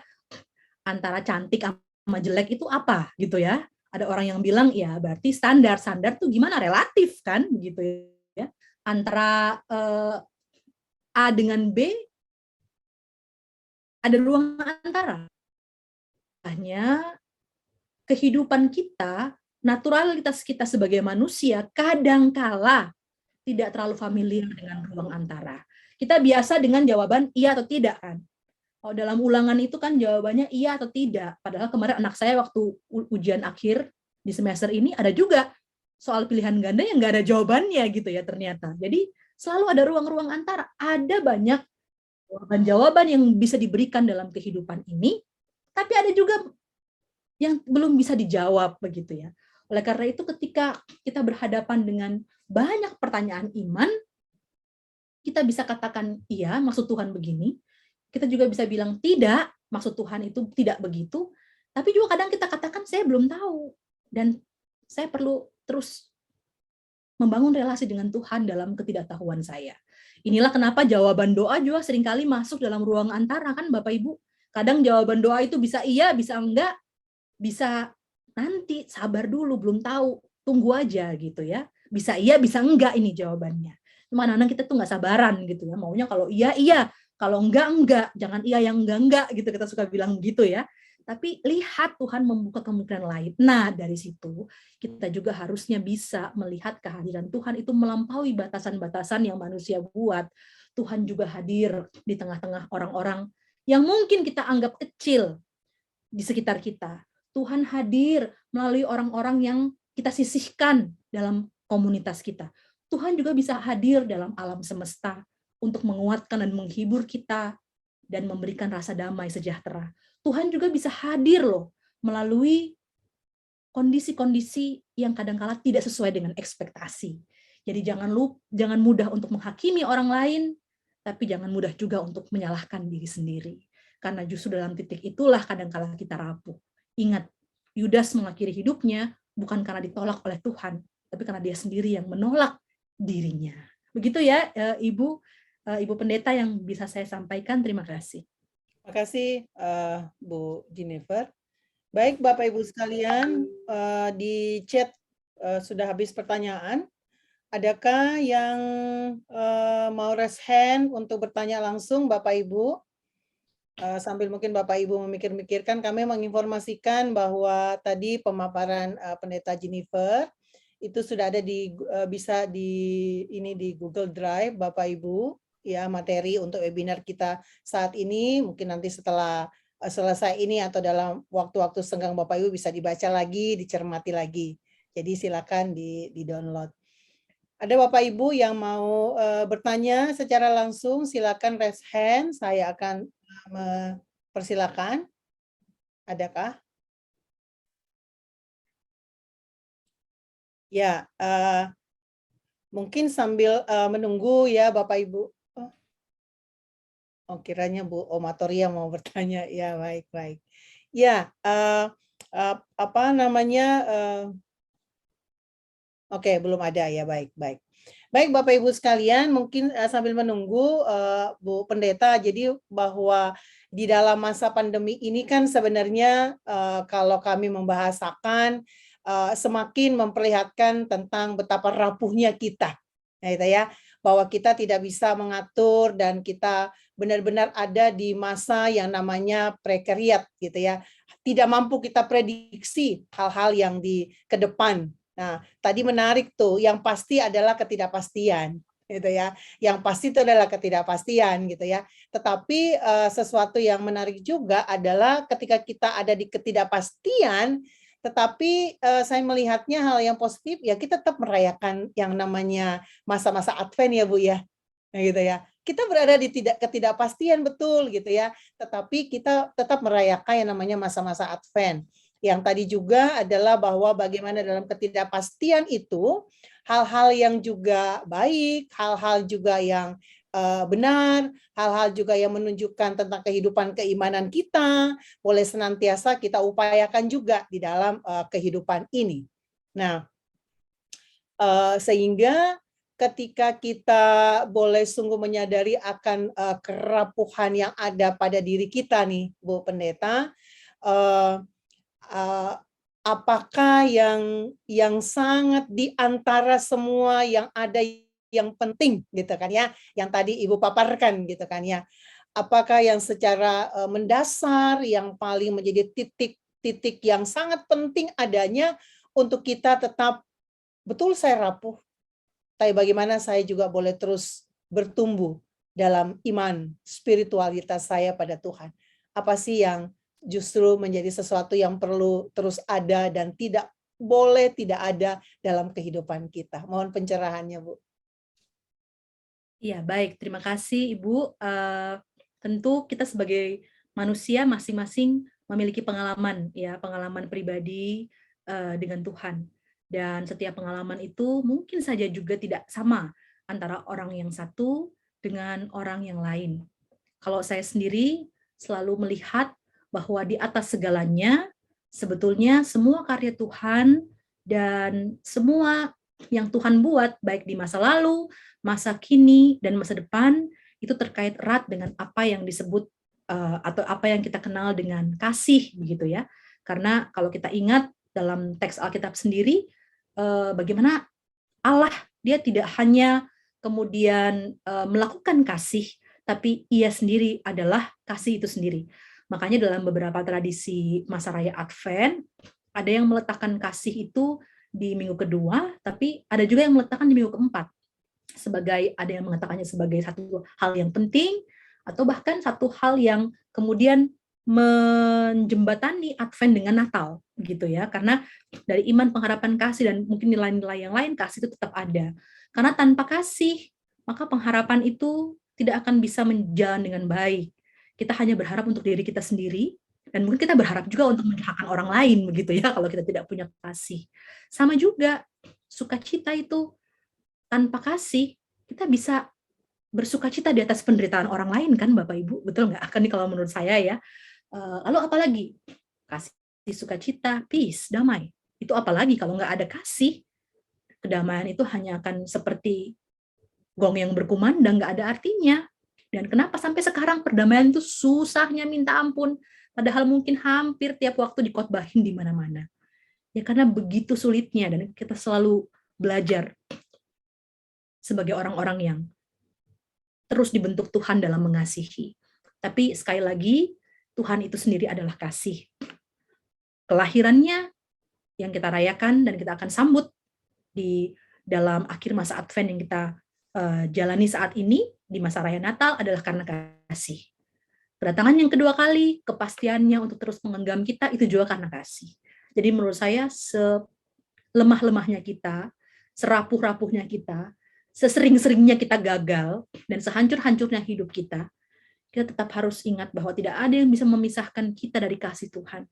Sekalipun manusia semuanya tidak lagi mengasihi kita, dan kita juga mungkin susah untuk mengasihi diri sendiri, tapi bahwa kasih Tuhan itu tidak akan pernah berkesudahan, dan disitulah yang membuat kita bisa berpengharapan, bisa berdamai dengan diri kita dan orang lain, dan menjalankan kehidupan yang bersukacita. Ya. Demikian Ibu Pendeta. Ya, Makasih pencerahannya Ibu. Kasih ya, menjadi hal yang sangat istimewa yang perlu terus kita semai, kita jaga, kita upayakan dan jadikan sebuah spirit kehidupan kita karena Kristus adalah kasih. Terima kasih sekali Ibu. Semoga kita yang ikut webinar ini senantiasa boleh mengupayakan dalam kehidupan kita. Ada satu yang raise hand, Oma Susi. Silakan Oma. Ya, terima kasih Bu. Mungkin ini lebih kecurhat daripada bertanya Bu Pendeta Jennifer dan Bu Pendeta Marvan. Di masa antara yang saat ini, di tengah pandemi, tidak bisa dipungkiri bahwa kita berselancar di dunia maya. Umur berapapun, saya termasuk golongan umur tertua begitu Bu di GKI Serpong. Banyak orang tiba-tiba muncul menjadi pengkhotbah, menjadi penasihat, menjadi orang yang berdoa, menjadi orang yang mengkritik. Itu berseliweran begitu setiap saat dan bisa kita ikuti dimanapun. Kadang-kadang membuat kalau kita merasa, aduh ini nyinyir begitu, rasanya kesal. Tetapi untuk membalas kita menasihati, rasanya juga kepo gitu Bu. Kadang-kadang orang dibenturkan dengan pengajaran-pengajaran. Oleh karena kita mengikuti satu ibadah atau webinar begitu, kita bisa saja meloncat ke ibadah tempat yang lain oleh karena online. Nah, ini membuat ruwet begitu Bu di masa antara ini. Bolehkah mendapatkan tips dari Ibu Jennifer? Bagaimana supaya pilihan sikap kita benar? Supaya betul-betul menjadi orang yang berada di masa antara ini, kami pun juga menjadi orang yang bisa mengisi supaya bagian-bagian yang di tengahnya ada antara, itu kami ada dan tetap bisa menyambung dengan yang lain. Terima kasih Bu Pendeta. Ya, makasih Oma. Silakan Bu Pendeta Jennifer. Terima kasih banyak Oma, saya apresiasi betul ya karena kalau dalam teori generasi kan Oma ini mungkin di generasi X mungkin ya, atau mungkin bahkan di generasi sebelumnya baby boomer, tapi Oma sangat familiar dengan istilah-istilah yang boleh dikatakan ini istilah kekinian begitu ya. Gara-gara online itu. Ya memang ruang online ya. Iya, ruang online. Ruang digital ya, ruang digital adalah sesuatu yang tidak terelakkan, dan kalau kita ingat kan memang sebenarnya sebelum pandemi ini sudah mulai muncul nih ruang digital ini. Hanya memang dia menjadi semakin kent di masa pandemi gitu. Jadi memang dia mempercepat segala sesuatu ya. Tadi sempat juga ada yang menyampaikan soal bagaimana akselerasi waktu ya, tapi juga bagaimana kita dibentuk Tuhan juga untuk bisa terus secara dinamis bergerak dan masuk, meresap, beradaptasi dengan berbagai perubahan-perubahan yang ada di sekitar kita. Nah, kalau berbicara tentang bagaimana kita tetap bisa berhikmat, khususnya dalam konteks dunia digital, banyak pilihan, tidak ada kemudian batasan-batasan, kita bisa akses kemana saja, kadang kita merasakan ada pembaharuan, tapi kadang juga kita merasakan ada banyak kebingungan yang muncul, maka dinamika ini kemudian bisa menjadi persoalan dalam kehidupan orang-orang tertentu. Nah, kalau kita ingat secara harafiah, makna dari kata digital itu sendiri yang kemudian membuat kita bisa berinteraksi dengan media sosial dan yang lain-lain. Era digital, apa itu digital? Digital itu kan maknanya berasal dari jari ya, dari jari jemari itu, digitus. Apa itu? Berarti segala sesuatu yang bisa lahir digerakkan dari kemampuan manusia untuk menggerakkan jari-jarinya. Misalnya alat komunikasi pintar, handphone pakai jari, laptop pakai jari. Semua digerakkan dari jari. Jari itu punya siapa? Jari itu punya manusia. Yang mengendalikan jari itu siapa? Ia manusia. Oleh karena itu dari dalam kondisi ini kita kembali diingatkan bahwa sebetulnya kalau berbicara mengenai manusia, yang menggerakkan jarinya sendiri dalam mengakses, maka peran yang penting itu bukanlah pada media sosial itu sendiri, tetapi pada diri kita, jari kita ya dalam hal ini. Ada yang mengatakan satu istilah atau pepatah, guns don't kill people, people kill people. Jadi sekali lagi, manusialah yang kemudian bisa berperan dan menyadari betul bahwa media sosial ini, ruang-ruang digital, dia adalah ruang-ruang yang juga bisa menjadi ruang antara.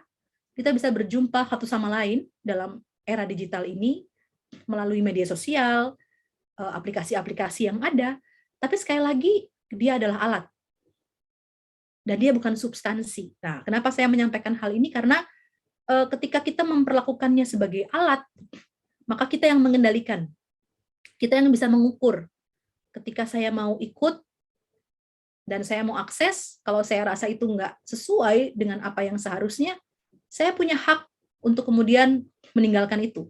Kalau saya bingung, saya punya hak untuk bertanya kepada orang-orang yang bisa saya percaya misalnya. Atau ketika saya mengakses banyak hoax, berita-berita yang tidak benar, saya juga berarti harus membiasakan diri dalam literasi digital.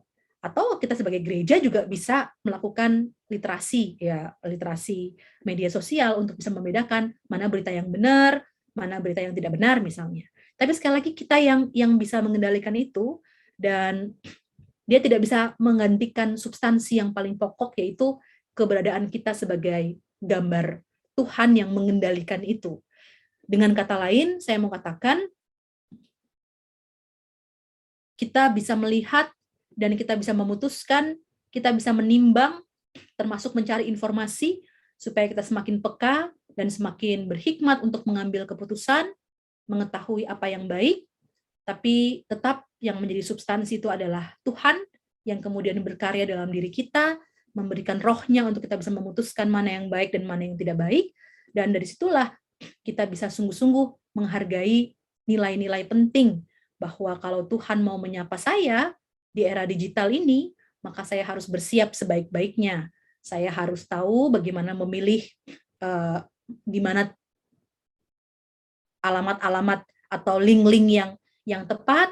Kalau linknya aneh-aneh ditinggalkan saja. Dan yang berikutnya, saya tetap tidak akan membuat alat ini menjadi Tuhan di dalam kehidupan saya. Kalau begitu, sekalipun mungkin ini ibadahnya melalui Zoom, saya tetap sungguh-sungguh dan tidak terlambat hadir misalnya kalau ibadah hari Minggu. Saya tetap berpakaian yang rapi. Walaupun saya bisa saja mematikan off cam dan saya pakai daster misalnya, itu kan boleh aja kita seperti itu.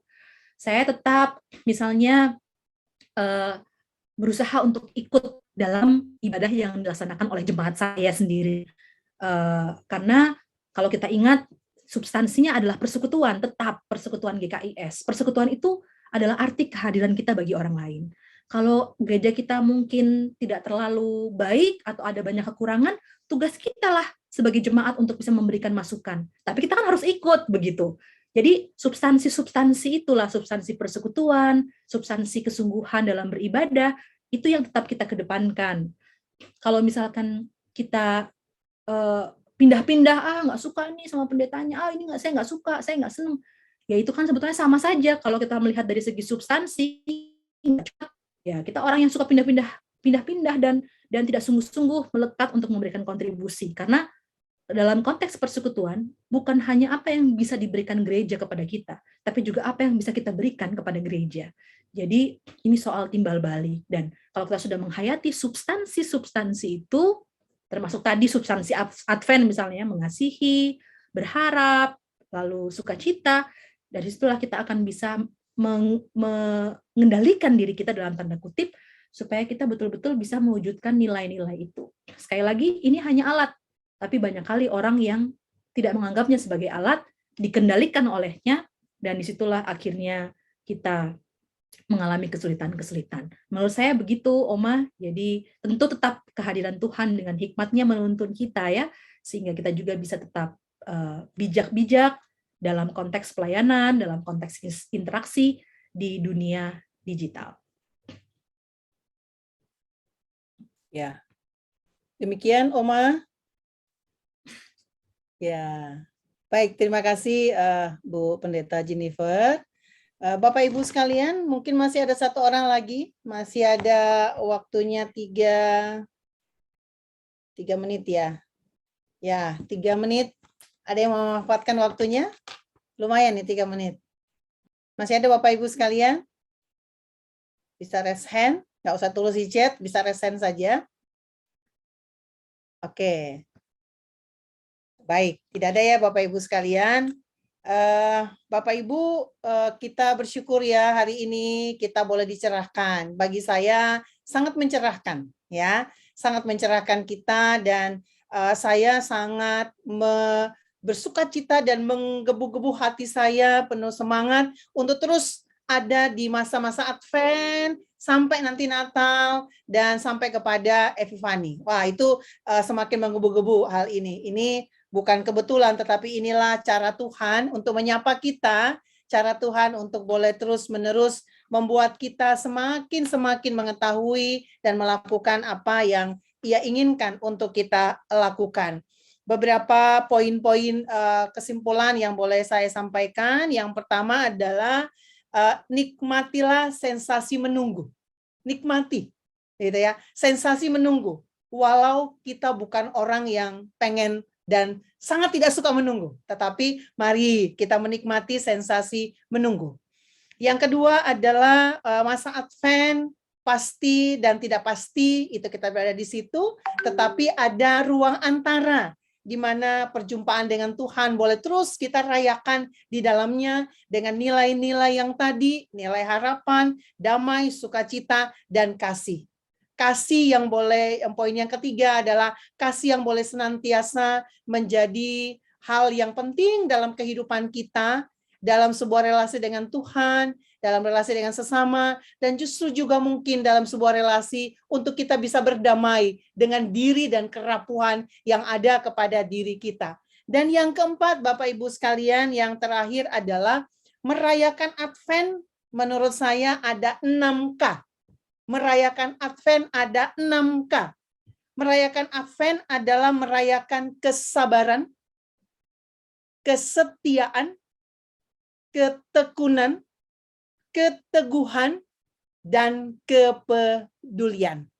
Sehingga mari kita merayakannya dengan penuh sukacita, karena kita punya Tuhan yang tidak pernah meninggalkan kita sendiri melangkah di dalam kehidupan ini.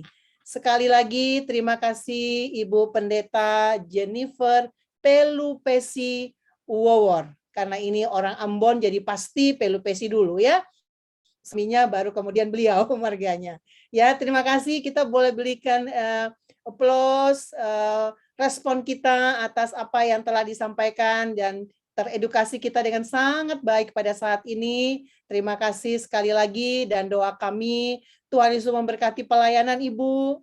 Tuhan Yesus senantiasa memberkati bersama dengan suami, karya pelayanan dan studi yang akan Ibu jalani nantinya bersama dengan keluarga. Sekali lagi terima kasih, Tuhan memberkati, dan selanjutnya